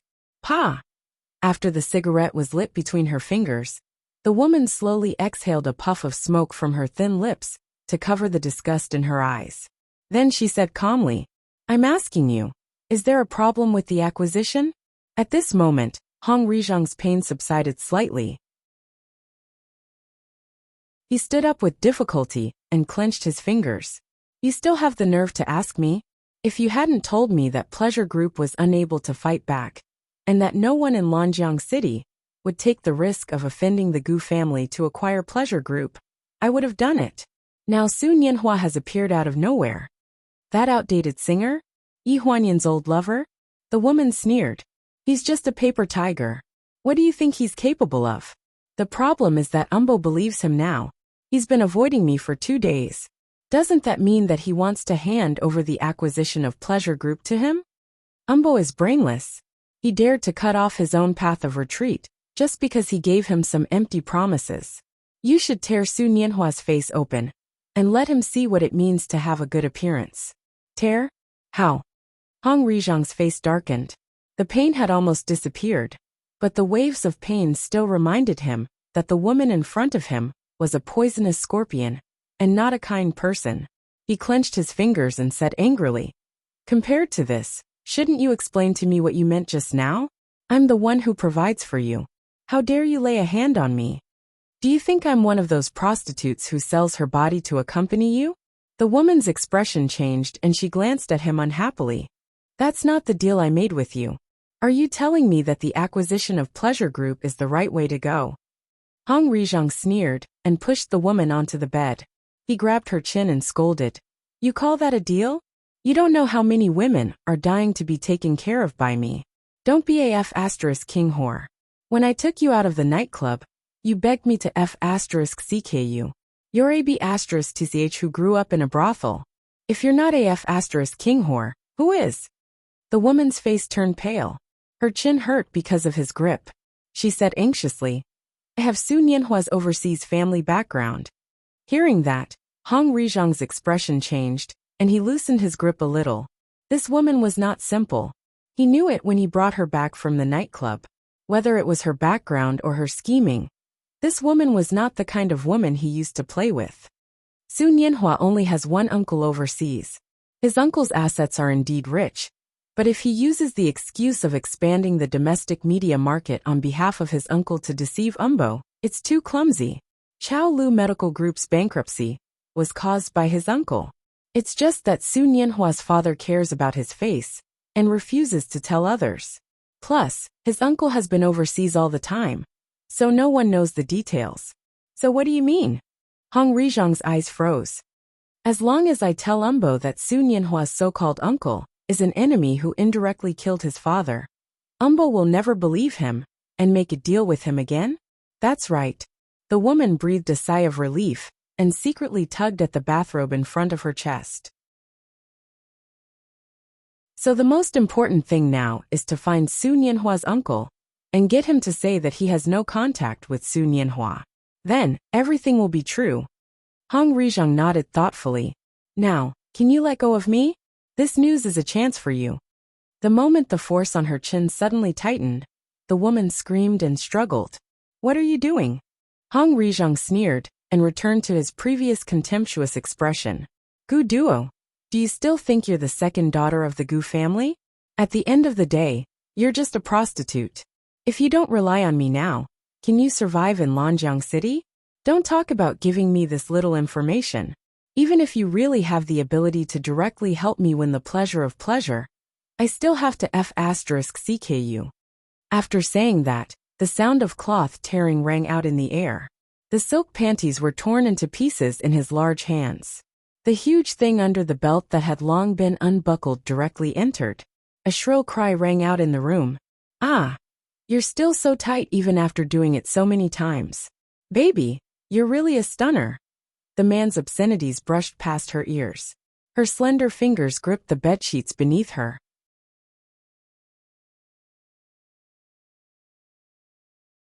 Chapter 518. With the violent thrusts of the man, the sheets under her body were clenched tighter and tighter by her slender fingers. The painful expression on Gu Duo's face gradually turned into enjoyment and joy. She arched her body and catered to the man on top of her, but closed her eyes, as if she was feeling something else. She looked obsessed. At dawn, Yi Huanyan walked out of the bedroom and stretched. The opposite window happened to open, revealing Ling Han's figure. Morning. The two of them spoke in unison. After supper last night, Naaneo made a fuss about wanting to sleep with his mommy. The bed in the room was big enough for 3 people to sleep, but he insisted that his daddy snored at night and refused to sleep with Ling Han. Yi Huanyan had no choice but to sleep in Naaneo's room. Not long after she fell asleep, she heard a noise in the courtyard. Fu Yingxiang and the others came back. Ling Li's voice was the loudest.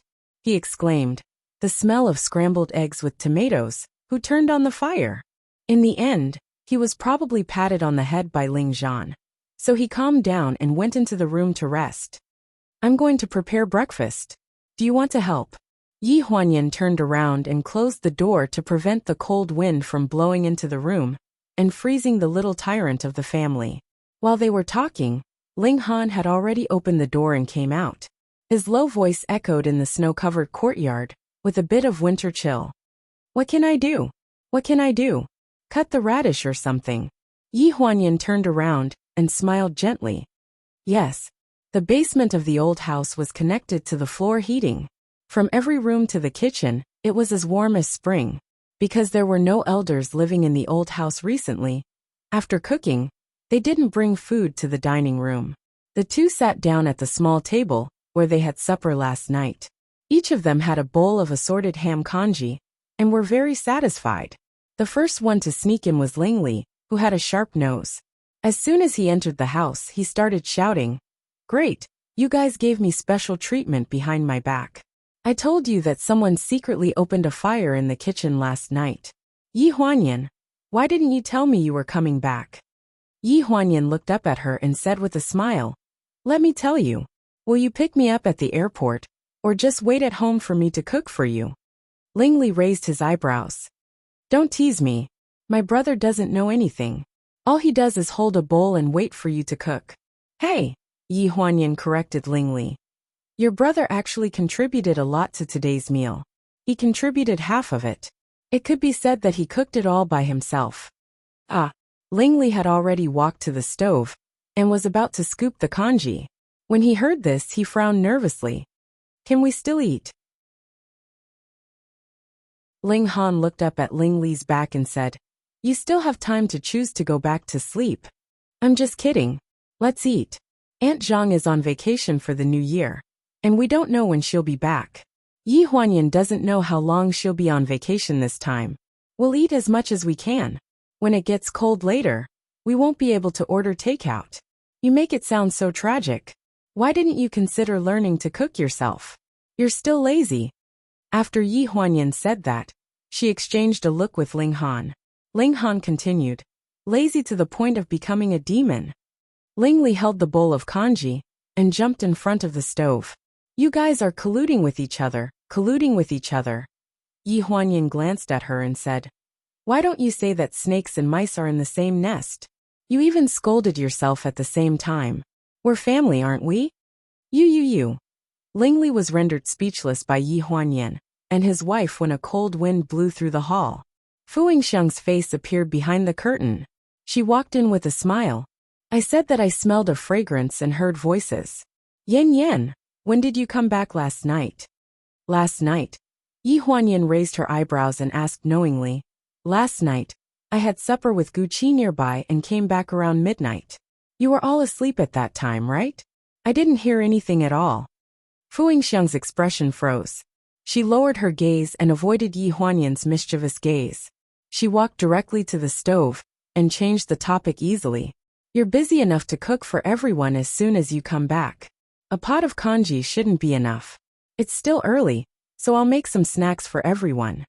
The noodles were left in the kitchen to ferment the night before. Yi Huanyan didn't notice it before, but now that Fu Yingxiang opened the lid and took it out in the hottest part of the floor, she revealed a surprised expression. You really don't treat yourself as a guest. Let me do this, Sister Ling. Yi Huanyan put down the bowl and chopsticks and got up to help. Ling Han knew that he couldn't help much with making snacks, so he didn't move. He glanced at Ling Li. You should learn something. Everyone has their own unique skills. You're just waiting to starve to death in the future. Ling Li raised her eyebrows and her big round eyes looked around. These are all daughters-in-law who are going to marry into our family. That's why they are hardworking. I'm the eldest, miss.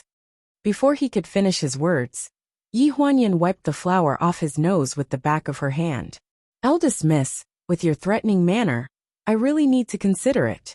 It's very troublesome if you don't get along well with your sisters-in-law after marriage. It's better to forget about it early. Yi Huanyan didn't take Fu Yingxiang into consideration when she said this. Instead, she used a joke to cover up the words that Ling Li had just blurted out. Some things were taboo to joke about when the person involved hadn't been exposed. Ling Li wasn't a fool. She probably realized that Fu Yingxiang's expression wasn't too good, so she shut her mouth. She picked up a piece of dough and carried the bowl of porridge, saying that she was going to Naaneo's room to wake him up. This girl, she doesn't have a filter on her mouth. Just ignore her. Yi Huanyan learned from Fu Yingxiang and made a petal-shaped snack. She sprinkled osmanthus and dates in the center of the 5 petals, and then placed it in the steamer basket. Fu Yingxiang was very focused when she was making the snack. When she heard Yi Huanyan's words, she didn't have much of a reaction and just smiled. What's there to be calculative about with a child? It's nothing. They're siblings and are quite fun to play with. These words made Yi Huanyan's heart skip a beat. It was obvious that she was drawing a line between them. Fu Yingxiang wasn't someone who would say one thing in front of others and another behind their backs. She probably felt embarrassed after hearing what Ling Li said in front of everyone. She also started to feel conflicted about the ambiguous interactions she had with Ling Zhan these days. But there were some bad things. Yi Huanyan was about to say something when the kitchen door opened. Another person came in. The youth's unique cool voice made people feel refreshed. First, she saw Ling Han sitting on the stool. After greeting him, she turned to look at the stove. Her voice carried a bit of excitement. Sister Yin Yan, Sister Xiaoying, you're up so early? What are you doing? This can be put in the steamer basket.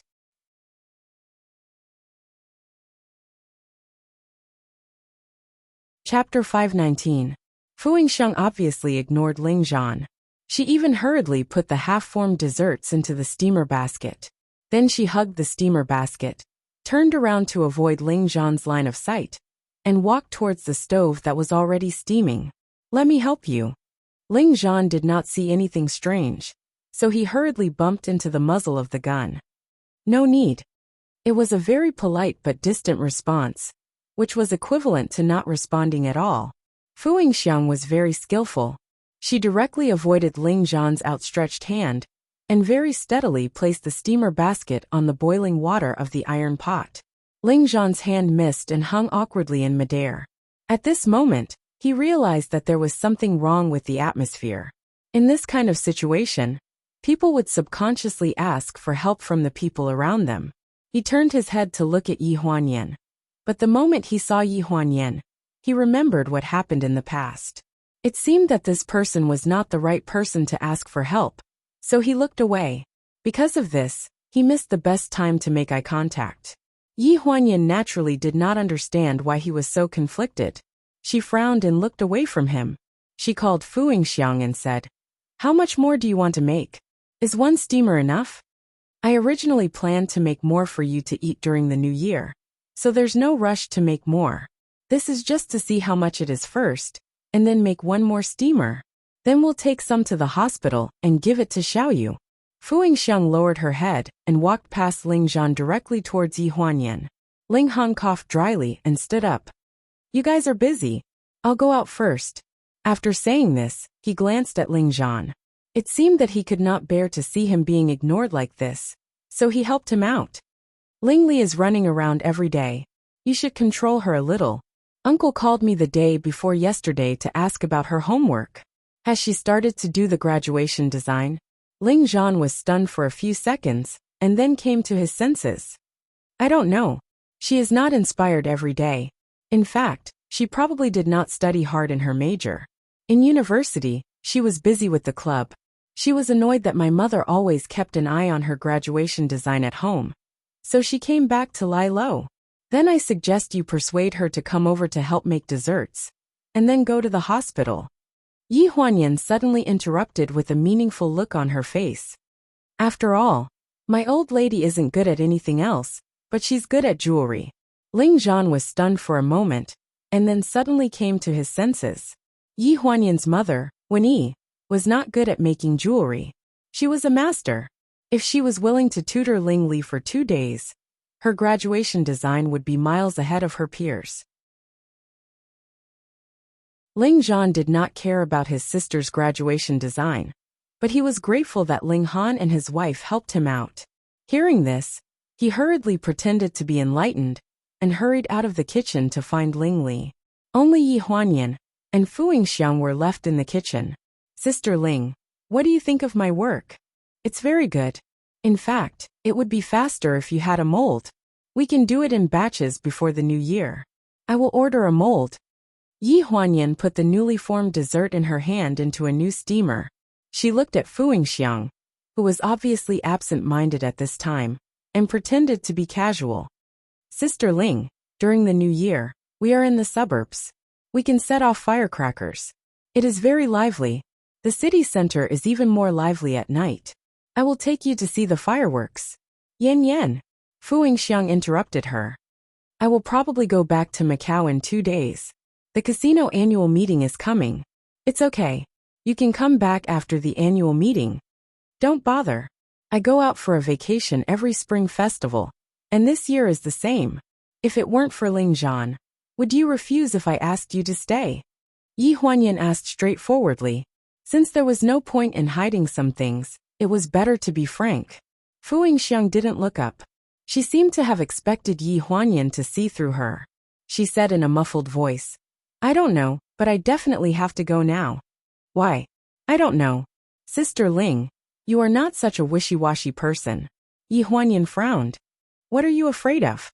Are you afraid that if you enter a new relationship, your future will be uncertain? But there is nothing in this world that is fixed. It's nothing. It's already been booked." Fu Yingxiang looked up calmly. "I don't have the energy to guess whether it is fixed or not. My life is very good now, so I don't need to make any changes. That's it." For the first half of her life, she had always thought that her marriage with Gu Xinian was fixed. Even when he brought Su Ke to tell her to break off the engagement, she didn't doubt that it was fixed.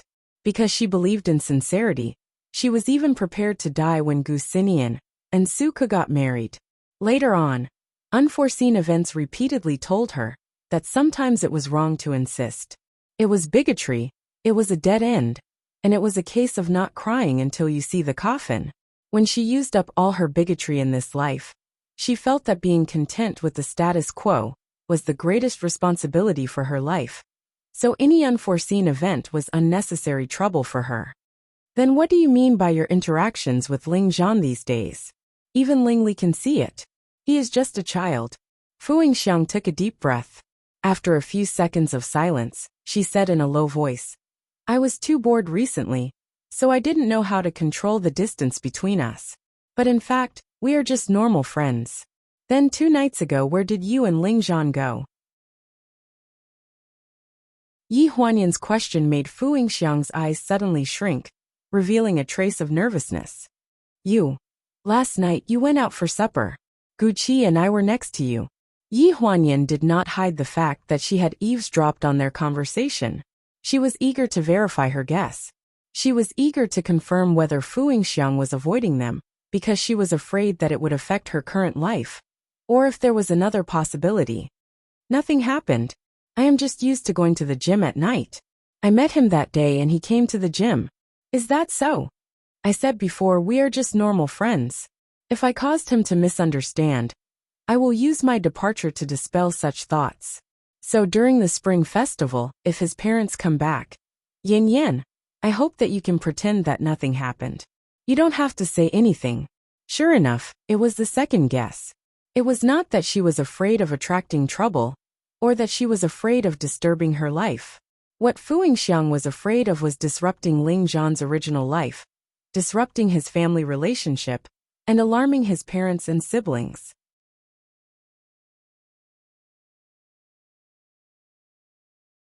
Chapter 520. When Ling Li barged into the kitchen, Yi Huanyan and Fu Yingxiang were in a stalemate. Yi Huanyan just wanted Fu Yingxiang to stay for the spring festival. After all, she had no family now. Whether it was going back to Macau or going on vacation, she was all alone. Originally, she wanted her to come to Lanjiang City to play for 2 days. After 2 days, she would play until after the spring festival. Fu Yingxiang refused to stay. Just as she was unwilling to give in, Ling Li pushed open the door and rushed in with a look of surprise. Yi Huanyan, is your mother really the Master Wen? It was no wonder. Since Ling Li returned to the old house, he had never seen Wen. The morning after she came, Wen went to the hospital with bags and never came back. Yes. Then is your mother really willing to teach me about jewelry design? It was rare for Ling Li to be bashful. Yi Huanyan suddenly said, what do you think? I'm such an easy person to talk to. Then of course your mother is very difficult to talk to. Yi Huanyan continued the conversation and looked at Ling Li mischievously. My mother is not as easy to talk to as I am. My mother has been spoiled since she was a child. Her temper is very bad. If you don't learn well and go to ask her some childish questions, I'm afraid you will only be rolled her eyes. Ling Li's face turned pale. If I'm good at it, do I still need help? So when you go, carry something with you. Don't hit a smiling person. Yi Huanyan glanced at the steamer that had just been put in the pot and gave Ling Li a look. Ling Li was not a fool. After being stunned for a while, he came to his senses. Are you serious? If I carry this, your mother will help me? How do you know if you don't try? All right, in order to show my sincerity, I will also help you make some snacks. As he spoke, Ling Li rolled up his sleeves. How do I do this? How do I pinch this? Yi Huanyan looked at Fu Yingxiang. I've only just started learning, so I'm not very good at it yet. I won't lead you astray. You can ask fourth sister to teach you. Hearing this, Ling Li still had a nonchalant look on his face as he walked over to Fu Yingxiang with a grin. Future sister-in-law, teach me how to pinch this. I'm not your future sister-in-law. Fu Yingxiang frowned. I'm about the same age as your mother. So what? Ling Li looked indifferent as he casually picked up a piece of dough. According to seniority, I can't call you auntie. Elder sister is elder sister. Fu Yingxiang was rendered speechless by his words. He could only obediently teach her how to make snacks. Ling Li was smart, but he was lazy and could not concentrate. Often, he would not finish one thing before he was busy with another. That was why he looked so sloppy. Now that he had just learned how to make snacks, he developed a strange idea. He pinched a few zodiac signs and threw them into the steamer basket. He used date paste to decorate his nose and eyes.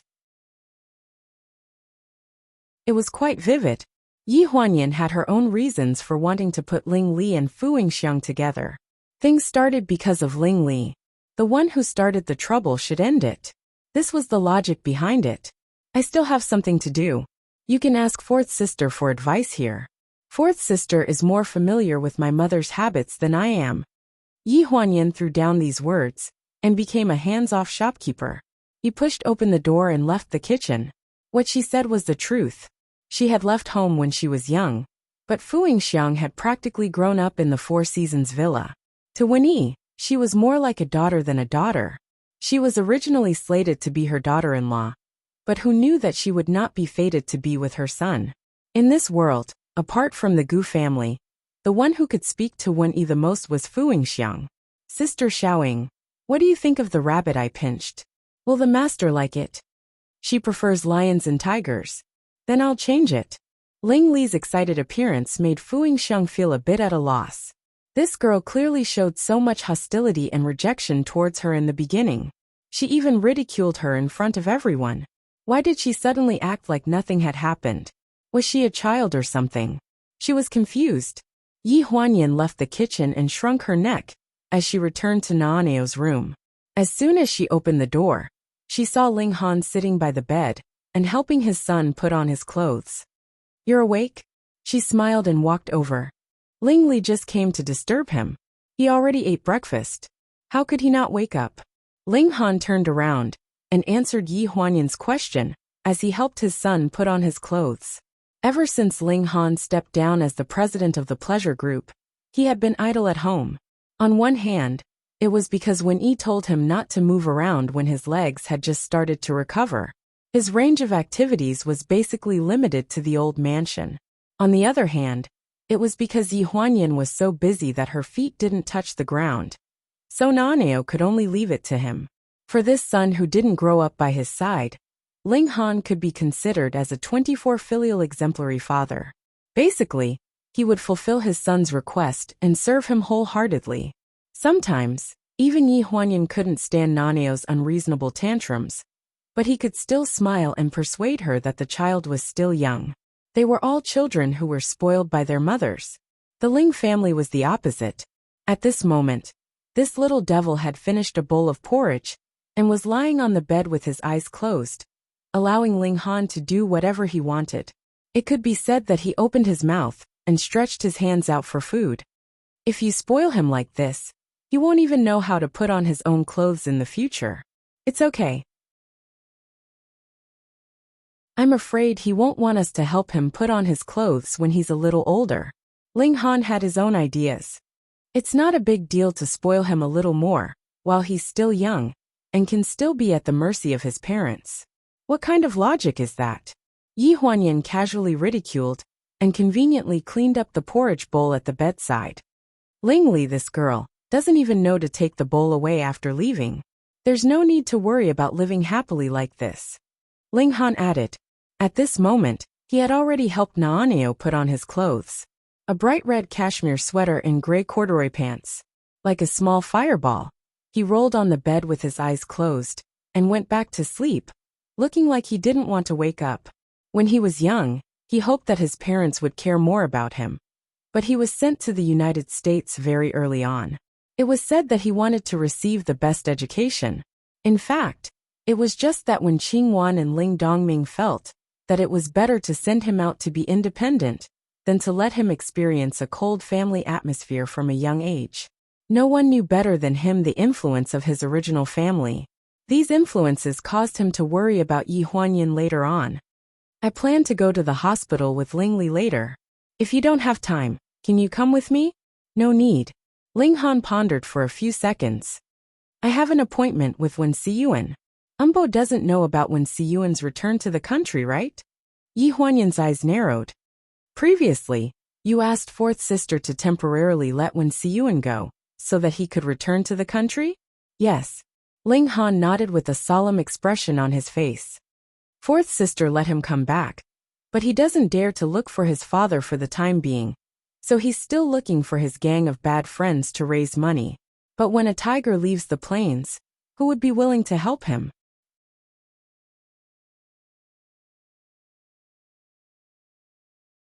Chapter 521.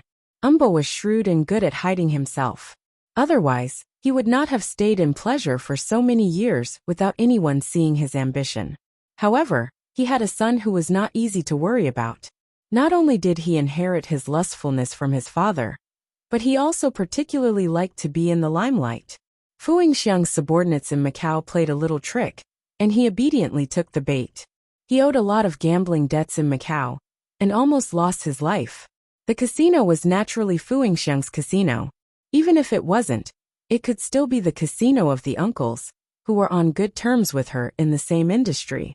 For the sake of tens of millions in gambling money, it was naturally not a problem for her to come out from their hands. That was why Wen Siyuan could sneak back from Macau. Have you thought about how to talk to Wen Siyuan? Yi Huanyan asked. Ling Han nodded. Before the accident in pleasure, I actually had a good relationship with him. For the sake of my mother, most of the gambling money he owed was offset from the company's account. His dividends were far less than that. He knew it well. In fact, there was no need to talk. The first thing Wen Siyuan did, when he just escaped from Macau, was to find Ling Han for help. If it weren't for the fact that his father and Ling Han were against each other before, he wouldn't have waited until today. It's still up to your sisters to help. He should be tired of hiding in the nightclub these 2 days. After Wen Siyuan came back, he had been staying in Su Hong's nightclub. His words and deeds were basically under Ling Han's supervision. After Su Hong heard from Yi Huanyan about the importance of the Wen family's father and son to Ling Han, she added fuel to the fire. The girls under her hands served the young master warmly every day. After staying in the land of tenderness for a long time, naturally, he would forget about home. The matter of going home to find his father for help had long been forgotten. Therefore, after staying for a week, in addition to the gambling debts in Macau, he also owed a lot of money for prostitution. When Siyuan took the initiative to contact Ling Han yesterday, he had been freeloading at Su Hong's place for a week. The finance officer brought the bill to Su Hong. Looking at the few digits on the bill, Su Hong did not care much. Someone had to pay the bill. But this young master's good days were coming to an end. Just do what you need to do. In less than half an hour, when Siyuan was beaten black and blue, he was tied to the sofa in the private room and begged for mercy. Su Hong was wearing a satin blue dress and a white fur coat. She looked like a concubine from the old days. She stood in front of Wen Siyuan and threw the list in her hand at him. Young Master Wen, take a good look. This is the bill for your drinks and the money for the ladies. It's a total of $12 million. I've rounded up the rest for you. Is that enough? Sister Hong, I'm rich. I'm really rich. My father is the president of the pleasure group. Don't be ridiculous. Su Hong's face darkened and she glared at Wen Siyuan. Pleasure group? It's F*** King bankrupt and closed down. If I remember correctly, their president's surname is Ling, right? When did Ling Han have a son as old as you? You know Ling Han. Although Wen Siyuan was not smart, he was not stupid. Su Hong was slightly stunned. If it were not for the dim light, she would have been exposed. She pretended to be calm and sneered. Why? Do you think I'm not qualified to know you people from the upper class? Don't think that you can put on a suit and act like a dog. In the end, you still kneel under the skirts of my ladies. Wen Siyuan's face turned pale. No, Sister Hong, that's not what I meant. If you know Ling Han, can you help me pass a message and ask him to come and save me? He's my cousin. Su Hong pretended to be stupid and rolled her eyes at him. Cousin? Who are you kidding? Why don't you ask your father for money? My father? If my father knew, he would definitely break my legs. Moreover, he doesn't have money. Wen Siyuan's face was bitter as he looked at Su Hong with a fawning expression. Red wine, take it that I'm begging you. You won't lose out. I promise that my cousin will definitely pay back the money for me. He has money. What kind of money does he have? Su Hong interrupted him.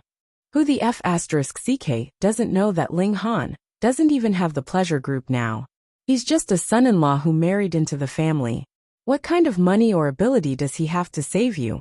He doesn't, but his wife does. For the sake of his cousin, he will definitely save me, Sister Hong. Wen Siyuan was about to cry. Look, you won't be able to find a single cent even if you beat me to death. Why don't you do me a favor and help me contact him? Just take it as a chance. Maybe you can get the money. Su Hong hugged her arms and pondered for a few seconds before spitting. How F*** King shameless. Fine. I'll take it as a gamble and try my luck. If he doesn't help you pay back the money, I'll rip off your 2 kidneys to pay off the debt. When Siyuan repeatedly begged for mercy, please do me a favor. My 2 kidneys aren't worth much. Bastard. After saying this, Su Hong turned around and left the private room. She ordered 2 bodyguards to guard Wen Siyuan and provide him with food and drinks as usual. As for contacting Ling Han, she had never stopped. When Ling Han arrived at Su Hong's place, Wen Siyuan was tied to the sofa. His food and drink were roughly fed by 2 big men, not giving him any chance to escape. This brat is waiting here for you to save him. In the corridor, Su Hong deliberately lowered her voice with a bit of contempt. Are you sure that Umbo will really listen to such a good-for-nothing guy? Although Umbo is lecherous, he only has 1 son for so many years. After all, Wen Siyuan is the one he trusts the most. At this moment, they had already reached the door of the private room. Su Hong stopped, looked around and raised her voice. Mr. Ling, let me say this first. My men did take action a little, but it was because I had no choice. If everyone owes money for drinks like young Master Wen, I won't be able to open my shop anymore. Homeless people come here every day to eat and drink. I might as well do charity. Su Hong's voice was loud, and the door was not closed tightly. When Wen Siyuan, who was sleeping inside, heard this, he instantly struggled to get up from the sofa and shouted at the door, as if he had been injected with a cardiac stimulant. Cousin, save me. Ling Han glanced at Su Hong. Su Hong understood and smiled. I'll give you some time alone. Mr. Ling, you can decide to return the money yourself. I'll wait for you next door. Thank you. After saying this, the bodyguard helped to open the door. Ling Han walked into the private room and turned on the light switch on the wall. The dark private room was suddenly as bright as day. Wen Siyuan was not used to such a strong light and subconsciously closed his eyes. In front of Ling Han's eyes was a mess. These days, Wen Siyuan was indeed living a carefree life here. This was good. It was enough to give him a good reason to make this deal, and he did not have to care about any of the Wen family's reputation. Cousin, you're finally here. Save me. Why should I save you? Wen Siyuan? Ling Han's voice was very cold. The strong light in front of him seemed to be blocked by something. Wen Siyuan slowly opened his eyes. Under the backlight, he could not see Ling Han's expression clearly. He only felt that it was too cold.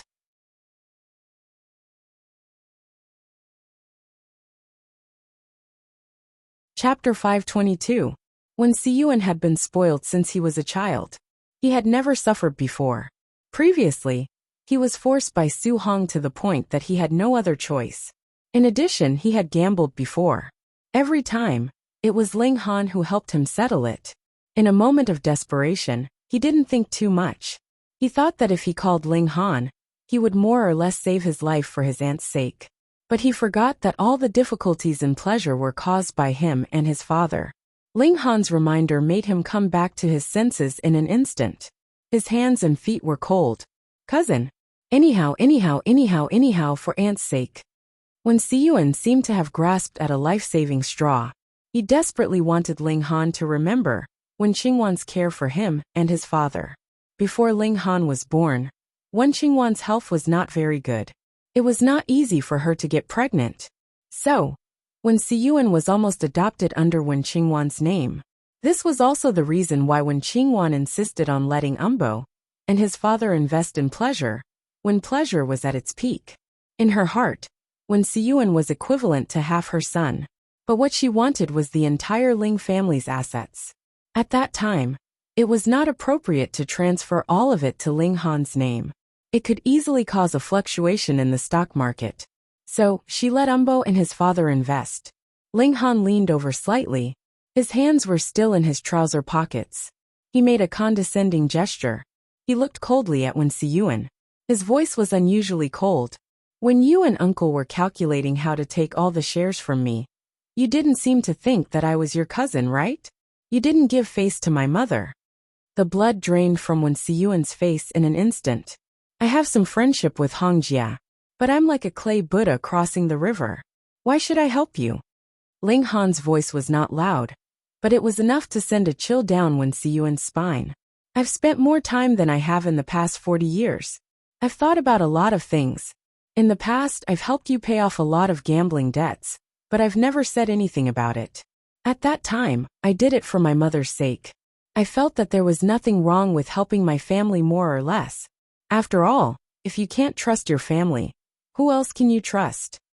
However, it was the family that I trusted that caused me to end up in my current situation. I can only rely on a woman to survive. His hands were tied behind his back, and his bruised eyes stared at Ling Han, as if he had been scared witless. When he heard Ling Han's words, he showed some sluggishness and stammered, "Brother Ling Han, I'm sorry. Didn't you say that you have a very good relationship with the second daughter of the Gu family?" Ling Han's eyes instantly turned cold. "Good relationship?" he asked in return with a frosty expression. In the end, he snorted coldly. "Just take it that way." Ling Han was a man of few words. He was especially sensitive when it came to Yi Huanyan. Instead, it made Wen Siyuan suspicious. There had been many rumors about Gu Huanyan and the male actors in the production team on the internet, especially with the male lead of this movie, Su Nianhua. It was even more sensational. He was hiding from debts in a nightclub. He didn't know about other things, but he knew about entertainment gossip. Looking at Ling Han's angry expression, there was an 80% chance that the matter in his heart had come to a conclusion. "Cousin," he coughed dryly and said cautiously, "there are plenty of women out there. You're relying on her now. When you make a comeback in the future, you can just kick her away. A real man should know when to yield and when not to, right?" Ling Han sneered and glanced at him. "Like you." Wen Siyuan shut his mouth in embarrassment. "I can help you." Ling Han suddenly relented, which caught Wen Siyuan off guard. He looked up in surprise and heard Ling Han say, "But what ability do you have to repay me for helping you?" Wen Siyuan hurriedly said, "Cousin, I'll do anything for you. I'll definitely find a way to pay you back. I've paid so many gambling debts for you in the past. When did I ask you to pay me back?" Ling Han stood up straight. The light shone on his hair, making him look even taller and colder. "Besides, if you really want to pay me back, can you pay me back? Then I want to take back the pleasure." Ling Han straightforwardly stated his purpose. "You don't have any objections, right?" When Siyuan's face stiffened, he was always embarrassed when this topic was brought up. "No, of course I don't have any objections. It was yours to begin with." He suddenly raised his head and said solemnly, "Cousin, if you participate in the election for the chairman again, I'll definitely vote for you. 0 shares, you can't even enter the board of directors. What's the point of you writing this empty check?" "Cousin," Ling Han sneered, "what do I want? No matter how stupid you are, you can tell, right?" When Siyuan's face was pale, "I have 12% of the shares in my hands. In order to pay off my gambling debts, I have already sold all of them. I really have no choice." "You have no choice, but what about your father?" Umbo had embezzled all the shares in his hands at that time. Even if a portion of them was given to Wen Siyuan and was squandered, he was now a major shareholder. That was enough to crush the entire board of directors. Wen Siyuan's face became paler and paler as he trembled. "My father? I can't steal my father's shares, right? That's against the law. I'll go to jail." "Which do you think is worse, going to jail after the exposure of illegal equity transactions, or being hunted down by creditors with broken arms and legs?" The private room was too quiet, causing Ling Han's voice to echo. "Broken arms and legs, and which is worse?" Repeatedly hovered in Wen Siyuan's ears. Bean-sized beads of sweat dripped from his head onto the leather sofa. After an unknown amount of time, he finally raised his head and gritted his teeth. His lips were covered in bright red teeth marks. "What should I do?" Ling Han's expression did not change. He did not show much joy, as if he had already expected Wen Siyuan to make such a decision. He snapped his fingers at the door and called for someone to untie the rope behind Wen Siyuan. Then, Su Hong made the decision and changed to a clean private room. It was hidden, soundproof, and convenient for the two of them to talk. How did you force me to do the equity transfer back then? I hope you can learn 30% of Gu Duo's ability. Ling Han placed the teacup on the coffee table with a cold expression. In the folder he carried with him was the equity transfer letter that had been drafted long ago. At this moment, it was placed in front of Wen Siyuan. No matter what method you use, make your father sign this equity transfer letter and stamp it with the official seal and your father's personal seal. My father likes to drink. This is not too difficult. Wen Siyuan clenched his fingers. Even though he said it was not too difficult, he still showed a conflicted expression. Ling Han picked up the teacup, took a sip, and put it down again. It seemed that he had seen through his doubts. If you have any questions about this cooperation, I hope you can ask clearly here. If the cooperation is terminated because you have any problems with me, I'm afraid that the half of the debt I paid for you in advance will not be enough to support the next group of creditors. When Siyuan's expression froze. After hesitating for a few seconds, he asked cautiously, "Cousin, you've already prepared the share transfer agreement. Is this all part of your plan?"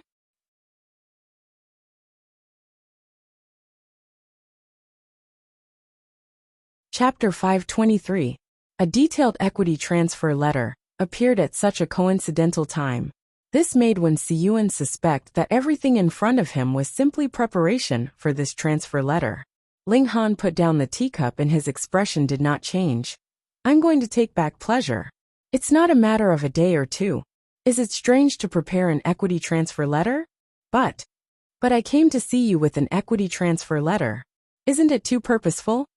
Ling Han interrupted Wen Siyuan's words. Wen Siyuan frowned. Although it was a question, he had never had confidence in front of Ling Han. "You're right. This is what I planned." Ling Han admitted it very readily, which made him even more at a loss. "Who do you think you can hide the gambling debt from in Macau? Except for your father, who is in the dark, who doesn't know about it." Speaking of this, he sneered. "Even if you are lucky and can escape the gangs in Macau, what about after returning to China? Do you dare to go back to your father and ask for money? Or can you ask your fair-weather friends for money? So you've thought about it a long time ago. I'll ask you for help." Wen Siyuan had an awkward expression on his face. "If you can't even think of this, how do you think pleasure has stood firm in my hands for so many years?" Ling Han raised his chin and glanced at him contemptuously. "I've considered this. Is it strange to prepare the equity transfer letter in advance? This deal is not too much, right?" Wen Siyuan only felt as if something was choking in his throat. It took him a long time to make a sound. "It's not too much. It's not too much. Sister Hong, I'll settle the bill for you first. As for the gambling debt, it depends on whether you can get what I want from your father. I'll do it as soon as possible. Don't worry. I won't rush you." Ling Han picked up the teacup and drank the tea in the cup. Wen Siyuan felt his heart skip a beat. He had no confidence at all. Although he was a few years older than Ling Hanshu, ever since he was young, he had always been a little afraid of this younger cousin of his.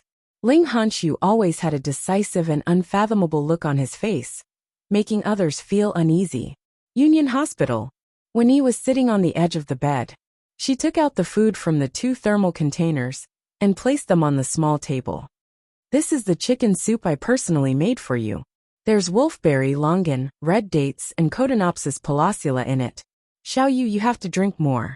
Ji Xiaoya had a bitter expression on her face. "Mom, I've been drinking chicken soup for a week. If I still drink it, won't it be too nutritious?" Wenny stuffed the spoon into her hand. "How can it be too nutritious? Previously your body was too weak. The doctor said that you couldn't take it too quickly, so it was already done step by step. From simple chicken soup to wolfberry longan, and now Cotinopsis palacula." Gu Sinian was sitting on the sofa by the window reading the newspaper. When he heard this, he looked up. "Mom, did you make this soup?" Wenny never cooked at home. She didn't even know how to turn on the rice cooker, let alone make soup. After moving into the new apartment, there were 2 servants serving her every day. One was in charge of cleaning, and the other was in charge of cooking. She didn't even need to think to know who made this soup. "I was the one who watched Us Yang brew it," when he retorted. Xiang was the maid in charge of cooking in the apartment. She was about the same age as Wen. She was from the northeast and had a straightforward personality. Her children were in Lanjiang City, and she couldn't stay idle, so she found some work in the housekeeping company. The two of them got along very well. Gu Xinian went to the apartment once. He felt that if Xiang and Wen were to spend more time together, Wen would most likely be urged to square dance with Xiang every morning and evening. If she doesn't want to drink it, don't force her to drink it. Gu Xinian closed the newspaper and threw it on the coffee table. He got up and walked to the bed with his hands in his trouser pockets. I'm going out to buy food. Put away these soups. Don't eat them.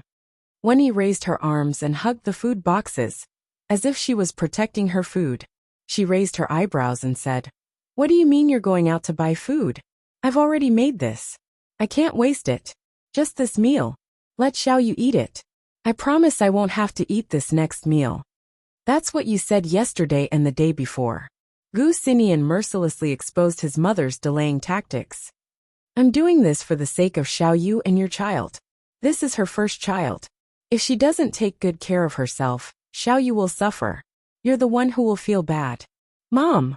All right, Xinian. Mom, I didn't say I won't drink it. When Ji Xiaoya saw that the two of them were in a deadlock, she felt apologetic and hurriedly interrupted the argument. She smiled and tugged at Wen Yi's sleeve. Mom, you're still protecting her. How can I drink it? Yes. Drink it while it's hot. Wen Yi quickly retracted her hand.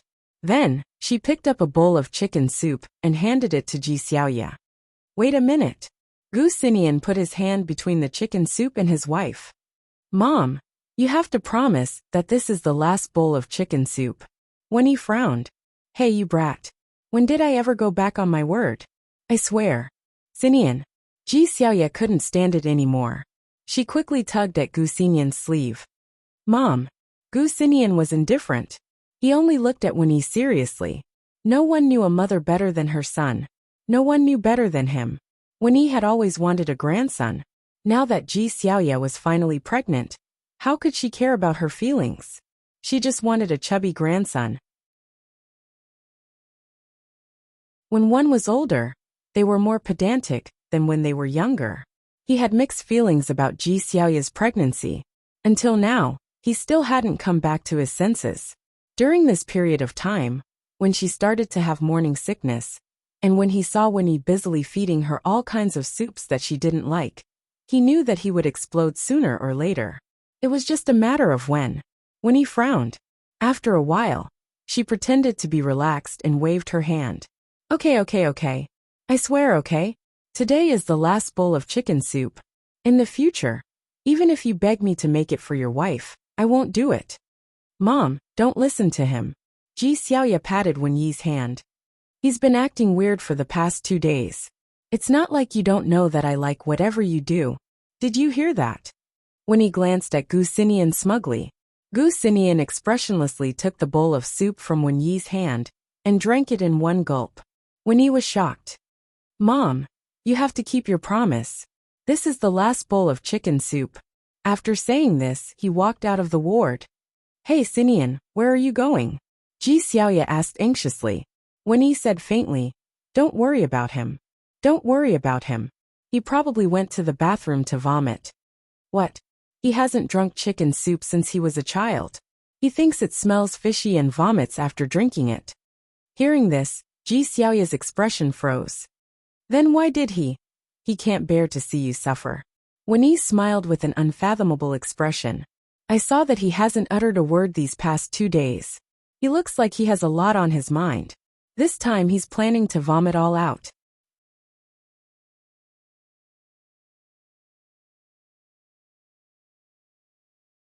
Chapter 524. Mom, you've been giving me chicken soup for the past 2 days. Don't tell me you're deliberately trying to annoy Xinian? Killing 2 birds with 1 stone. Think about it. You're drinking chicken soup to nourish your body. He's restless by the side, so you should say what you need to say earlier. How good would that be? When he comes back after vomiting, he'll probably tell you anything you ask. Ji Xiaoya's lips twitched. It was still the same thought as before. The Gu family was full of lunatics. They might have a computer in their heads. They even schemed against their own family. They didn't care about their lives when they schemed. Before Gu Xinian could return, there was a commotion outside the ward. Yin Yin is here. Ji Xiaoya's eyes lit up. When Wen Yi turned around, Yi Huanyan had just pushed open the door and said with a smile, "Mom, I'm here. You haven't eaten, right? I brought you some food. What did you bring?" When he glanced at her. "Xiao, you can't eat random snacks now. It's the pastry made by fourth sister and Ling Li." Yi Huanyan turned around and glanced at Ling Li. Ling Li understood, and quickly carried the pastry box to the small table beside the bed. When he sized up Ling Li, "This girl is Ling Li?" The two of them had never met before. The morning after Ling Li came back, when he rushed to the hospital, and didn't return to the old house after that. However, according to Wen Yi's meticulous investigation of her future son-in-law, she even checked Ling Han's 18 generations of ancestors. It was impossible that she didn't know Ling Li. Yi Huanyan hurriedly introduced her. She's second uncle's eldest daughter, Ling Li. Wen Yi still had a lukewarm attitude towards Ling Han. If she introduced herself as Ling Han's cousin, she probably wouldn't give him any face. But if she introduced herself as Ling Dongyu's daughter, then it was different. Ling Dongyu had saved the Gu Corporation some time ago, so the Gu family was indebted to him. As expected, Wen Yi's expression softened. "Ling Dongyu's daughter? Come, let me take a look." Ling Li took a step forward in a natural manner. When he nodded, "This little girl is quite pretty. I heard that you majored in jewelry design in university. Did you come back to study Chinese jewelry? You're considered to be in the same profession as me. How's your learning? If you have any questions, feel free to ask me." Hearing this, Yi Huanyan was overjoyed. There was obviously a chance. As long as Ling Li's mouth was a little sweeter, it wouldn't be a problem for Wen Yi to help him out for Ling Dongyu's sake. Ling Li glanced at Wen Yi suspiciously. "How do you know that I majored in jewelry design?" Wen Yi put on a fake smile. "I was on the phone with your father some time ago. Your father has been asking me to take care of your studies. After all, I owe your father a favor. How can I not help you with such a small matter?" By the way, I have 2 students who are teachers in your school. Alex is in charge of jewelry appreciation this year. It won't be a problem for him to graduate. Ling Li frowned as a displeased look appeared on his face. Bang! The thermal box in her hand smashed on the small table. Even Ji Xiaoya, who was sitting on the hospital bed, was shocked. She only heard her say one sentence. "Sister Xiaoyu, eat it while it's hot." After saying this, Ling Li walked out of the ward angrily. Yi Huanyan turned around and shouted, "Hey Ling Li!" She couldn't stop her. She turned around and glared at Wen Yi. "Mom, you're really too much. Why did you say such things to anger her? You even said that you were doing it for second uncle's sake. If you really did it for second uncle's sake, would you mock her daughter like this?" Wen Yi was not angry. She looked thoughtfully in the direction Ling Li ran in. "This girl has a big temper. After being mocked by you for so long, can't you let her have a little temper?" Yi Huanyan said in annoyance. "It's fine if you don't want to help. Why bother? Show me her graduation project. It's been so long. She should have a framework of jewelry design. Where's the blueprint?" Yi Huanyan was slightly stunned when she heard this. "You're helping her? Why do you care? Just take care of your Ling Han. Why do you care about me?" As she spoke, she turned around and looked at Ji Xiaoya. Ji Xiaoya was the most relaxed. She was holding a box of snacks that Ling Li had just smashed on the table. She was eating happily. This was the most enjoyable meal she had ever had since Wen Yi took care of her. "Don't eat so much. You won't be able to finish the food An Yin bought for you later," Wen Yi reminded her. Yi Huanyan thought about what Wen Yi said just now. It seemed that she meant to help Ling Li. However, looking at Wen Yi's calm expression, she was not sure. Was she going to help or not? In the hospital parking lot, Yi Huanyan saw Ling Li, who was wearing a black down jacket, standing beside her car, and venting her anger on the flower bed. She kicked the green plants in the flower bed 1 foot at a time. "It's winter. There's only so much greenery on the street. Is it necessary to vent your anger on the greenery? Yi Huanyan, what does your mother mean? She has such a temper. But it's not that she doesn't want to help you. Keep your temper. She's not that good-tempered. Yi Huanyan opened the car door, tilted her head and said, "Get in the car. I'll talk to you in the car." Ling Li shrank her neck. Thinking about her attitude just now, she was not that good, but she was not guilty. She straightened her neck and said, "It was your mother who mocked you. What's so great about being a master? She's the best in jewelry design in the world. I can be better than her in the future." "You're so good. Don't you want to look at your college transcript?" Yi Huanyan glanced at her, turned her head, opened the driver's seat door and got in. "If you don't get in the car, I'll go by myself." After sitting in the car for less than 2 seconds, the car shook slightly. Ling Li's figure was reflected in the rearview mirror. She still had a righteous look on her face when she got in the car. "I can't get a taxi outside the hospital. Otherwise, why do you think I'm waiting for you here?" Yi Huanyan raised her eyebrows. "Okay, put away your temper of not eating handouts. Print out a copy of your graduation design draft, and give me a copy. It's best if you give me some of your design samples in the past few years." "What for? What else can I do? My mother wants to see it." "No. It's up to you." Yi Huanyan didn't give in at all.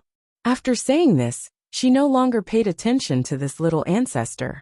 Ling Li's temper was not affected by force or persuasion. She was very awkward. Before she could think it through, this matter would be a dead end. Yi Huanyan was not in a hurry. Anyway, in the end, whoever was anxious about their graduation design would be anxious. Ling Li only came back to her senses when the car arrived at the entrance of Haiyan Media. "Why did you bring me here?" "I don't have time to send you back. Stay here for half a day. I'll take you back tonight, or you can take a taxi back. This is the city center. It's convenient to take a taxi or the subway. Aren't you capable?" "Hey Yi Huanyan. When you change the way you address me, your graduation design will be easy to handle." After saying this, Yi Huanyan got out of the car by herself and walked toward the entrance of the company. The receptionist at the entrance nodded at her. "Hello, President Gu." Ling Li sat in the car and felt all over her body. In the end, she did not find a single cent. Her stomach even growled.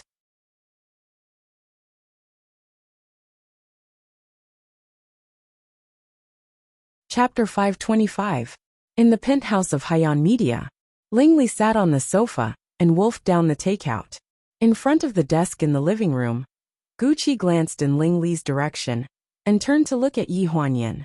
"Do you want to give her another one? She'll ask for it when she's done eating. Don't worry about it."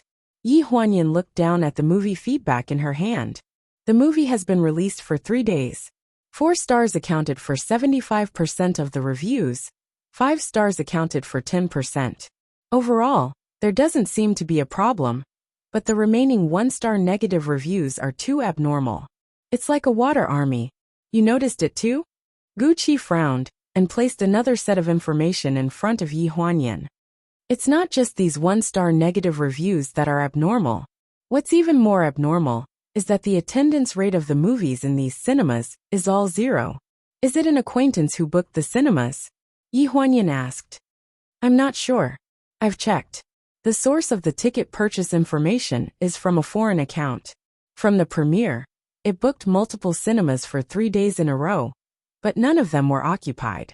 Contact the people in charge of these cinemas. If there's a situation of booking in the next few days, let us know immediately." Gucci nodded.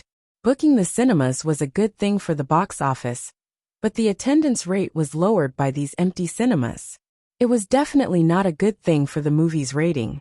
It would be fine if it was an acquaintance who booked the cinemas, but what if it wasn't? Yi Huanyan's worries were basically the same as Gucci's, but she also thought of another thing. "By the way, you still haven't found Gu Duo?" Gucci frowned. "Yes, my brother said that Gu Duo's last flight information was to return to China. Some time ago, when the Four Seasons Villa was undergoing restructuring, Gu Duo, who had been secretly imprisoned by Gu Lu, took advantage of the chaos to escape. The last tracking information was at the airport, and then when she returned to China, it was as if she had disappeared from the face of the earth, completely disappearing." "I have a question." Yi Huanyan frowned. "Your brother and the bodyguards in the villa are very strict. It's basically impossible for Gu Duo to escape. Gu Duo had always been imprisoned in that secret room on the west coast. In Gu Lu's words, it was to give her a taste of her own medicine. Gu Xinian and Ling Han had suffered a lot in that water dungeon. It was time for this vicious woman to have a taste of her own medicine. Gu Duo had always been at odds with the 3 Gu siblings in the villa. She thought highly of herself. Other than the Gu couple and Gu Xinian, the others were all servants. She basically looked down on them and was very unpopular. Especially after doing those evil things, almost everyone wanted to beat him up. The 3 Gu siblings gnashed their teeth in hatred when they saw her. On the day Gu Duo escaped from the villa was cleaning up the west coast. There were not enough workers, so all the bodyguards on the island were sent to help. During that time, there were too many eyes and eyes, so my brother sent people to transfer Gu Duo from the secret room on the west coast to the underground wine cellar in the North Court. The North Court? Yes, the North Court. The North Court is the furthest from the villa's construction site. The workers from outside were the least likely to find out anything, so they arranged for her to be in the North Court. Unexpectedly, not long after they arranged for her to be in the North Court, something happened. Gu Qi said it casually, but there were still some dangers. For example, that night, it was actually Gu Min who went to deliver food to Gu Duo, but she was gone for a long time and didn't come back. When Gu Lu finished his work on the west coast and came back, it was already after midnight.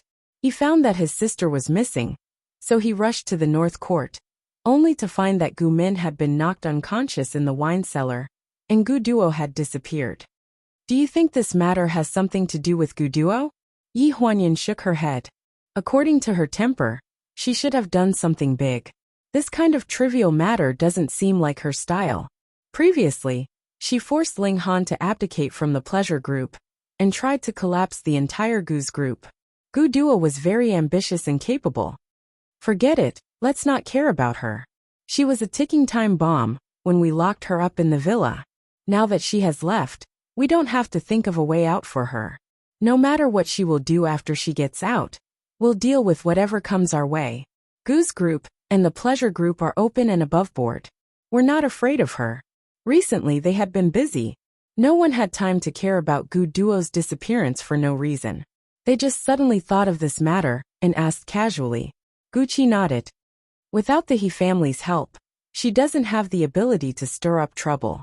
After saying this, Gu Qi was about to discuss the publicity work after the movie with Yi Huanyan, about the film review, when he heard Ling Li's voice in the room. Another serving. At the dining table, Ling Li wiped his greasy mouth and stared at Gu Qi with wide eyes. 2 more drumsticks. Gu Qi pursed his lips and looked at Yi Huanyan. She really doesn't stand on ceremony. Yi Huanyan glanced at the time on his wrist and looked up. Go order food for her first.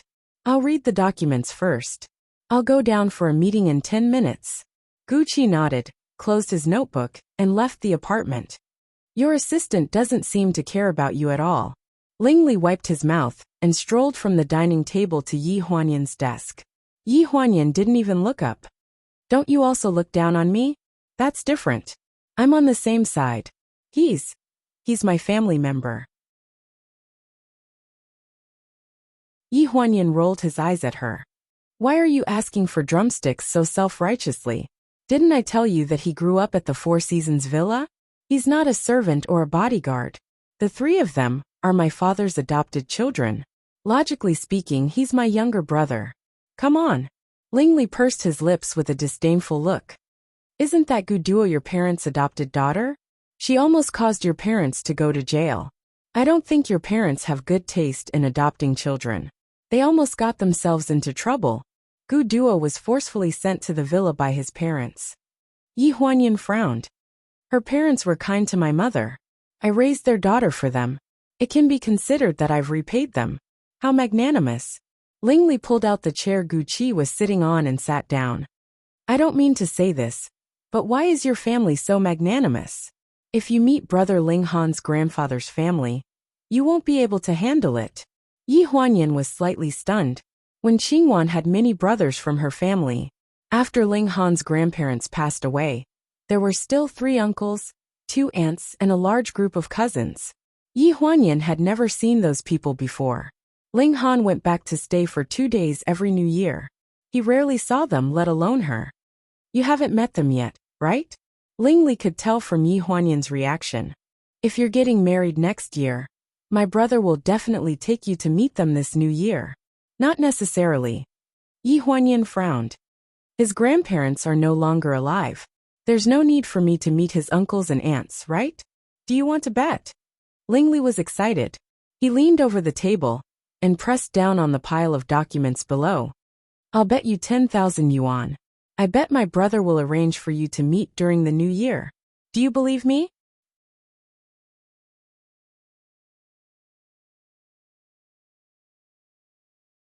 Chapter 526.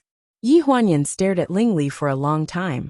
After a while, she patted the back of her hand. Get up. You're suppressing my information. Do you know how much this information is worth? Ling Li let go of her arm and fell back into the sofa chair. She snorted. Come on, Yi Huanyan. You don't dare to bet. Why are you changing the topic? Who doesn't dare to bet? Yi Huanyan raised her eyebrows. Let's bet. She didn't believe that Ling Han would bring her to meet Wen Qingwan's family. Ling Han knew very well that she was so busy that her feet didn't even touch the ground. In addition to her relationship with Jiang Milan previously, her identity couldn't be explained clearly. It wasn't like her grandparents were still alive. Bringing her to meet those people now was purely looking for trouble for himself. Wasn't it? Just as she finished speaking, she saw a chat window pop up on her phone. When she opened it, she found that it was a message from Ling Li. What are you doing? Yi Huanyan frowned. Ling Li waved her phone. I'm waiting to receive the money. I'll send you the account number first. When you lose, transfer the money to me first. I don't need you to admit defeat. I can still live with my face. If you have the time, why don't you think about how you're going to hand in your graduation project? You only have 1 month left. When Yi Huanyan mentioned the graduation project, Ling Li immediately said angrily, like a frosted eggplant. It's all because of that goddamn Alex. As long as it's a batch that he reviews, 50% of the people can't graduate. They all have to restudy for a year. Yi Huanyan raised her eyebrows with a teasing expression. Then why are you still so unyielding? You don't want my mother to help you? Alex is under my mother's tutelage. He will give you this bit of face. A soldier can be killed but not humiliated. If I can't pass, I'll restudy for a year. What's the big deal? That's right. Then you better pray that the person next year won't be a disciple under my mother's tutelage. I heard that other than Alex, your academy also has 3 great protectors. 2 of them were taught by my mother. Ling Li's face paled. That was why she was so anxious. There were a total of 5 teachers in the school who reviewed jewelry, and 3 of them were extremely strict. Those who were lucky enough to meet 2 of them could barely pass. She did not think that her luck would be better next year. The next day at the Wen family villa, early in the morning, the entire villa was bustling with activity. Siyuan won't be staying here for long. Why are you so busy? Can't you just leave it to the servants? Umbo was wearing pajamas. His hungover face was haggard. He stood at the door of the room and stared at the woman in the corridor with a displeased expression. The vacuum cleaner is so noisy, can you let me sleep for a while? The young woman was dressed neatly, which was rare. Her long hair that usually draped over her shoulders was tied up. She looked like a good wife and mother. Siyuan doesn't like me in the first place. If I don't clean up the house, he'll scold me again. Why don't you think about me? I don't have much status in this family. Who knows what Siyuan thinks of me? As she spoke, the woman showed an aggrieved expression. It was difficult to be a stepmother, especially when she was younger than Wen Siyuan by more than 10 years. She did not have the confidence to do so. Okay. Leave these things to the servants. You don't have to busy yourself. Umbo sighed and reached out to pull the woman over. Take a break. You didn't sleep well last night, right? How can I sleep well when you're so drunk? Okay, lie with me for a while. I still have a headache. Then I'll give you a massage. When Siyuan came back, the old man and his little stepmother were still lying in the bedroom and had not gotten up. When the servant mentioned this, There was a hint of awkwardness on her face. Wen Siyuan didn't have much of a reaction at first, but when he saw the hand of a new bag on the sofa, his face immediately darkened. My father is generous to women. He gave several bags that cost more than 100,000 yuan. He doesn't even care if his own son is dead or alive outside. The servant stood at the side and whispered, "Get someone to go upstairs and call master and madam." What kind of madam is she? What time is it? She's still lying down. What does she look like? Wen Siyuan's face darkened. I'll go personally. With that, he ignored the servant's obstruction and went upstairs. Bang, bang, bang, bang. He banged on the door. Who is it? A woman's delicate voice came from inside. When the door was opened, the woman's flushed face instantly turned pale. The woman was wearing a wine-red dress with suspenders, revealing a patch of spring in front of her chest. A patch of white was exposed in front of Wen Siyuan, making his eyes tighten. Wen Siyuan quickly came back to his senses. He glanced at her and snorted coldly. Auntie, aren't you cold wearing so little?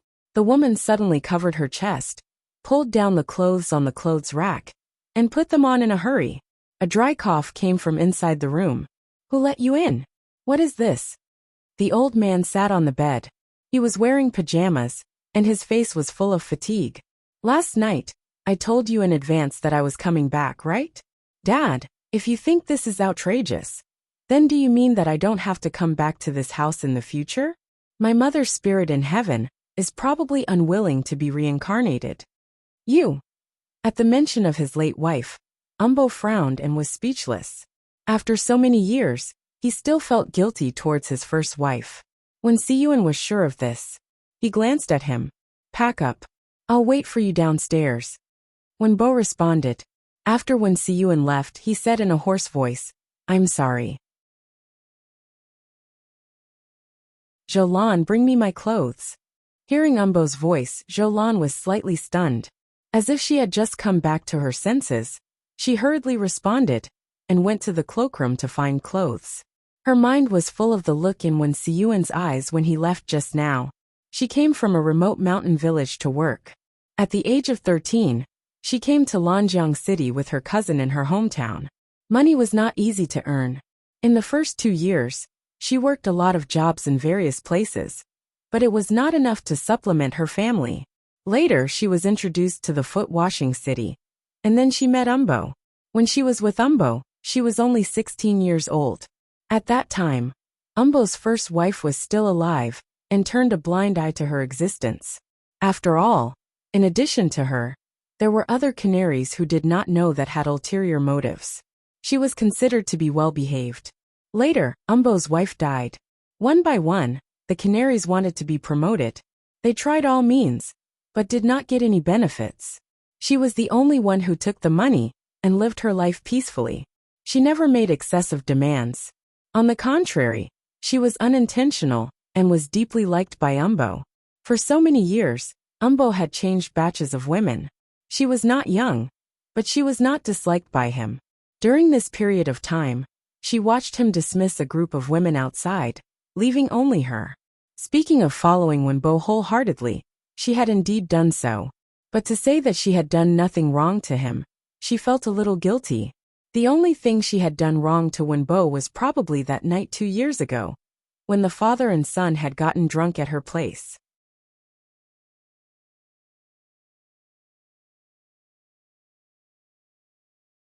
Chapter 527. In the living room, the father and son sat on both sides of the coffee table, and the servants poured tea. Young master, will you stay for dinner tonight? Umbo just sat down and looked up at Wen Siyuan when he heard the words.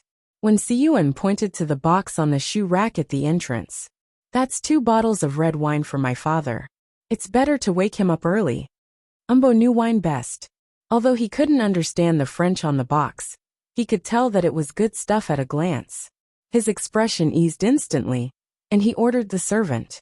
The abalone that I brought back yesterday was cooked in the kitchen, and the servant hurriedly responded.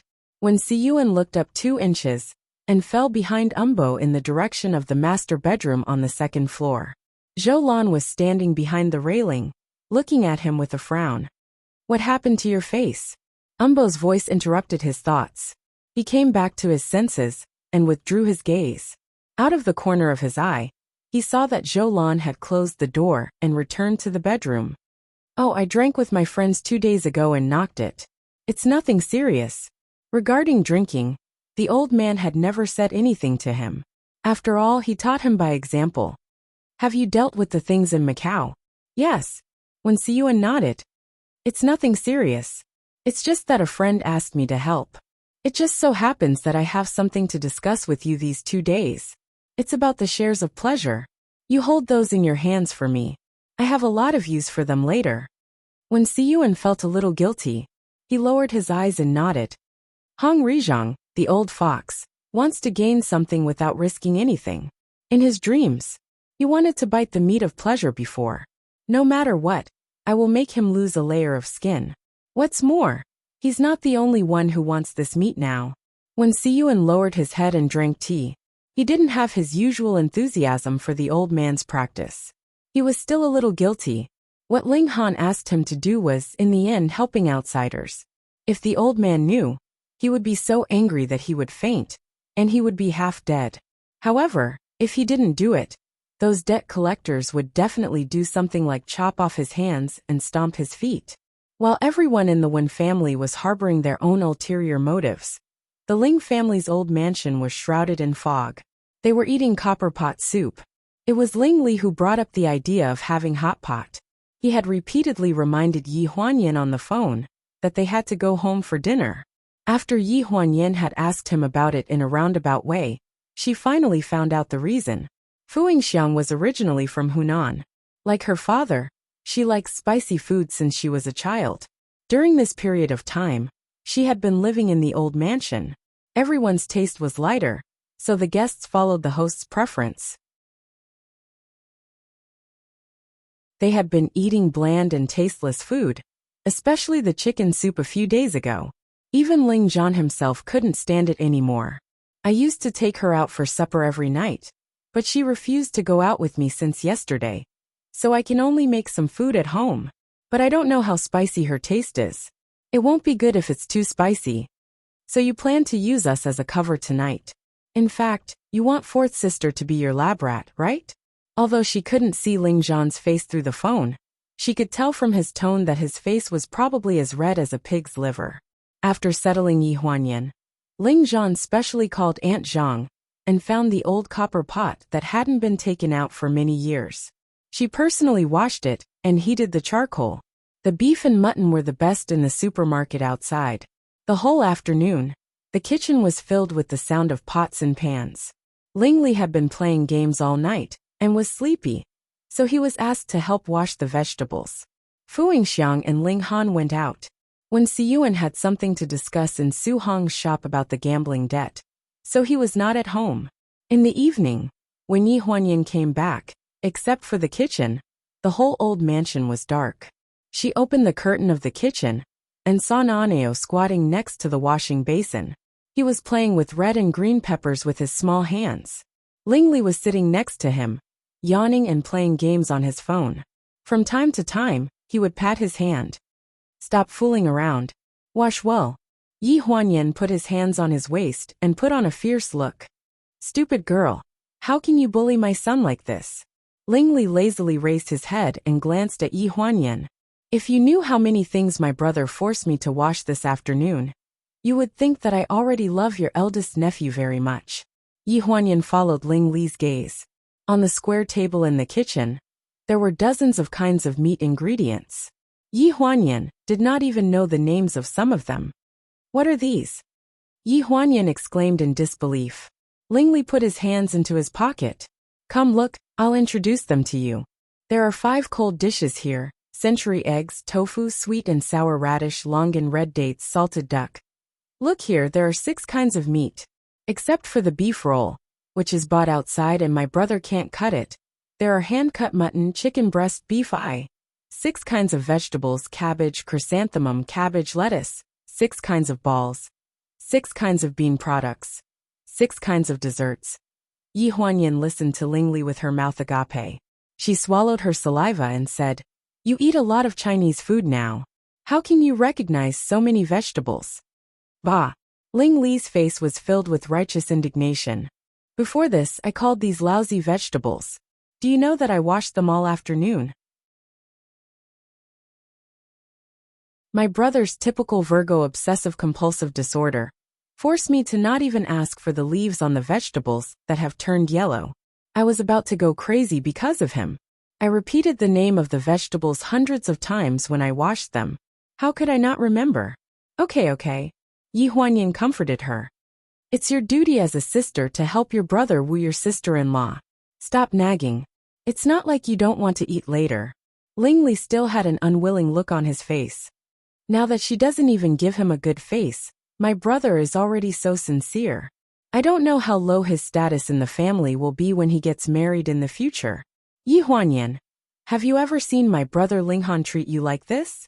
He went through so much trouble just to find out whether your taste is salty or not. Those who don't know would think that this is a state banquet. Don't exaggerate.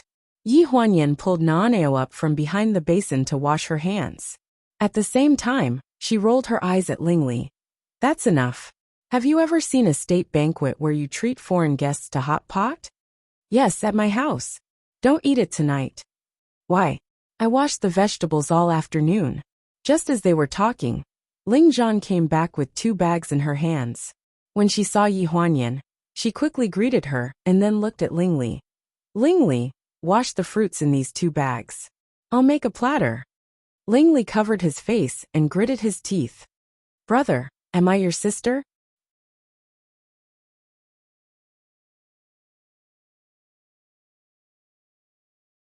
Chapter 528. At night, Fu Yingxiang followed Ling Han into the old mansion.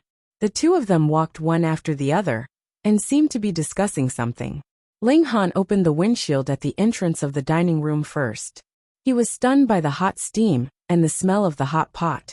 He seemed to want to say something, but he was forced to swallow his words. What's wrong? Fu Yingxiang's voice came from behind Ling Han. Only then did Ling Han come back to his senses. He hurriedly moved aside and lifted the curtain to allow Fu Yingxiang to enter first in a very gentlemanly manner. Fu Yingxiang bowed her head and thanked him. As soon as she stepped through the door, she understood why Ling Han stood at the door for a few seconds without moving. In the middle of the dining room, there was a small round table in the middle of the dining room.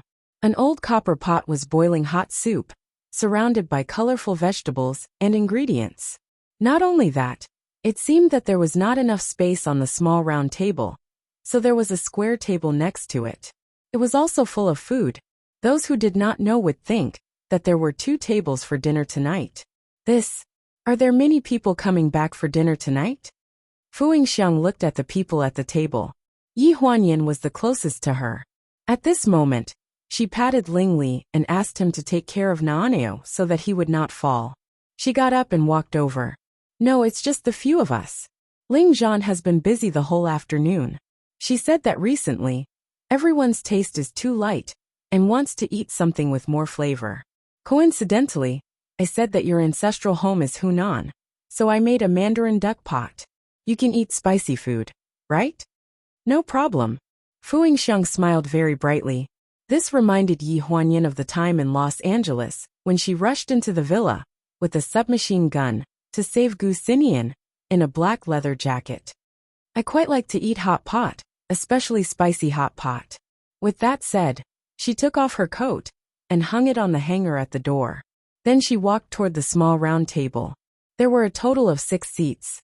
The seat to the right of Yi Huanyan was obviously Ling Han's seat, leaving only one empty seat between Ling Zhan and Ling Li. When Fu Yingxiang walked in front of Ling Zhan, she hesitated for a few seconds. It was her few seconds of hesitation that made Ling Zhan's heart almost jump to her throat. She waited until Fu Yingxiang sat down before she returned to her original seat. Yi Huanyan hung Ling Han's coat on the hanger, and the two of them dawdled in front of the hanger. Ling Han asked in a low voice, "What kind of treacherous plot is this tonight?" Yi Huanyan laughed and lowered her head to hide her expression. "How is this treacherous plot? It's obviously a show of flattery. Can't you see that Ling Zhan is trying her best to make people laugh?" Ling Han raised his eyes to take a look, his expression indifferent. You want to exchange a wife for a meal of hot pot? I'm afraid it won't be that easy. It seems like you don't want your cousin to win my sister's heart. Yi Huanyan pretended to arrange Ling Han and Fu Yingxiang's coats in front of the hanger. In fact, her disguise was a little redundant. No one noticed them at all. I'm afraid no one is more willing than me. What did you say? Yi Huanyan did not hear what she said, so she raised her head and asked quizzically. Ling Han smiled. It's nothing. Let's go eat. Ling Zhan's guess was right. Fu Yingxiang had not been eating well for the past 2 days. She was a person who likes spicy food. Occasionally, she would eat bland food because of her health, but she had never eaten bland food for such a long time. According to the purpose of Ling Han's meal, he had mixed 3 kinds of chili sauces. One was light, one was medium, and one was heavy. His original guess was that Fu Yingxiang would choose medium at most. Yi Huanyan did not believe it at first. Before Fu Yingxiang came back, she had tried the 3 kinds of chili sauces and was defeated by the light spicy one. That shouldn't be. I can eat spicy food very well. I like to eat at Hunan restaurants. What kind of chili sauce is this? Light spicy? Are you kidding me? Yi Huanyan rinsed her mouth with water and tried to cool down her tongue. Ling Zhan looked proud. This is the chili sauce I mixed according to the taste of Hunan dishes. I said light spicy because it's light spicy in their restaurant, not ours. Fortunately, Yi Huanyan did not eat much and only tasted a small mouthful. At this time Fu Yingxiang sat down. Ling Li disliked waiting for people to eat. When he saw that everyone was seated, he was the first to pick up his chopsticks. He picked up a beef roll and dipped it into the clear soup pot. When Ling Li picked up his chopsticks, everyone followed suit. The atmosphere suddenly became lively. Fu Yingxiang did not immediately dip into the spicy pot. Like them, she ate the clear soup pot first, and then put the beef roll into the spicy pot. Yi Huanyan had also tried the soup base of the spicy pot. It was so spicy that it made people stiff. After eating it once, she did not want to try it a second time. Without thinking, it was the so-called light spicy sauce that Ling Zhan specially made for Fu Yingxiang, a Hunan person. When Fu Yingxiang was eating the meat in the spicy pot, Yi Huanyan had been secretly watching her reaction. Her reaction was no reaction at all. She did not even sweat. Yi Huanyan bit her chopsticks and stared at the hot pot for a while. Then she looked up and said, By the way, Zhan, didn't you make 3 kinds of chili sauces? Why don't you bring them over? Ling Han was in a daze and did not react. However, Fu Yingxiang's eyes lit up. She put down her chopsticks and said, Really? How can there be no chili sauce when eating hot pot? Where is it? I'll go get it. Ling Zhan came back to his senses and quickly stood up. No, I'll go get it. I'll go get it. The chili sauces were on the square table next to them. There were 3 bowls in a row. Ling Zhan came back with 3 small bowls in her hands. She first piled them up in front of her and said hesitantly, These 3 are in order from left to right, from light spicy to heavy spicy. Sister Xiaoying, which one do you want to eat? Fu Yingxiang stared at them for a few seconds. Then, she politely looked up at Yi Huanyan, his wife, and Ling Li. What about you? I don't eat spicy food. Ling Li waved his hand and put the beef in the clear pot into his mouth. He said vaguely, That's not for humans to eat. Ah. Fu Yingxiang did not hear the last sentence clearly. When she was about to ask, Yi Huanyan coughed and said perfunctorily, You can choose whatever you want. You can choose whatever you want. We don't eat spicy sauce. Only you and Zhan can eat it. Then why are there 3 servings? Ling Li swallowed the beef and said seriously, My brother usually eats 2 servings. Ling Li twitched the corner of his mouth. Yes, I eat 2 servings. Fu Yingxiang looked at him in surprise. Then, she took a bowl of the spiciest sauce in front of him. Then I'll take this. I remember that the people here don't eat spicy food. My brother is different from us. Ling Li smiled meaningfully. My brother likes to eat spicy food. He likes it very much. Really? Fu Yingxiang laughed. That's quite the same taste as mine. Yi Huanyan quickly agreed. Yes.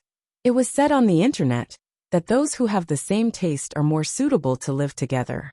Later, because of Yi Huanyan's words, A certain fool ate the 2 bowls of chili sauce that ordinary people could not accept. It directly caused him to hurt his stomach. In the middle of the night, fortunately, Yi Huanyan found him in time and sent him to the hospital.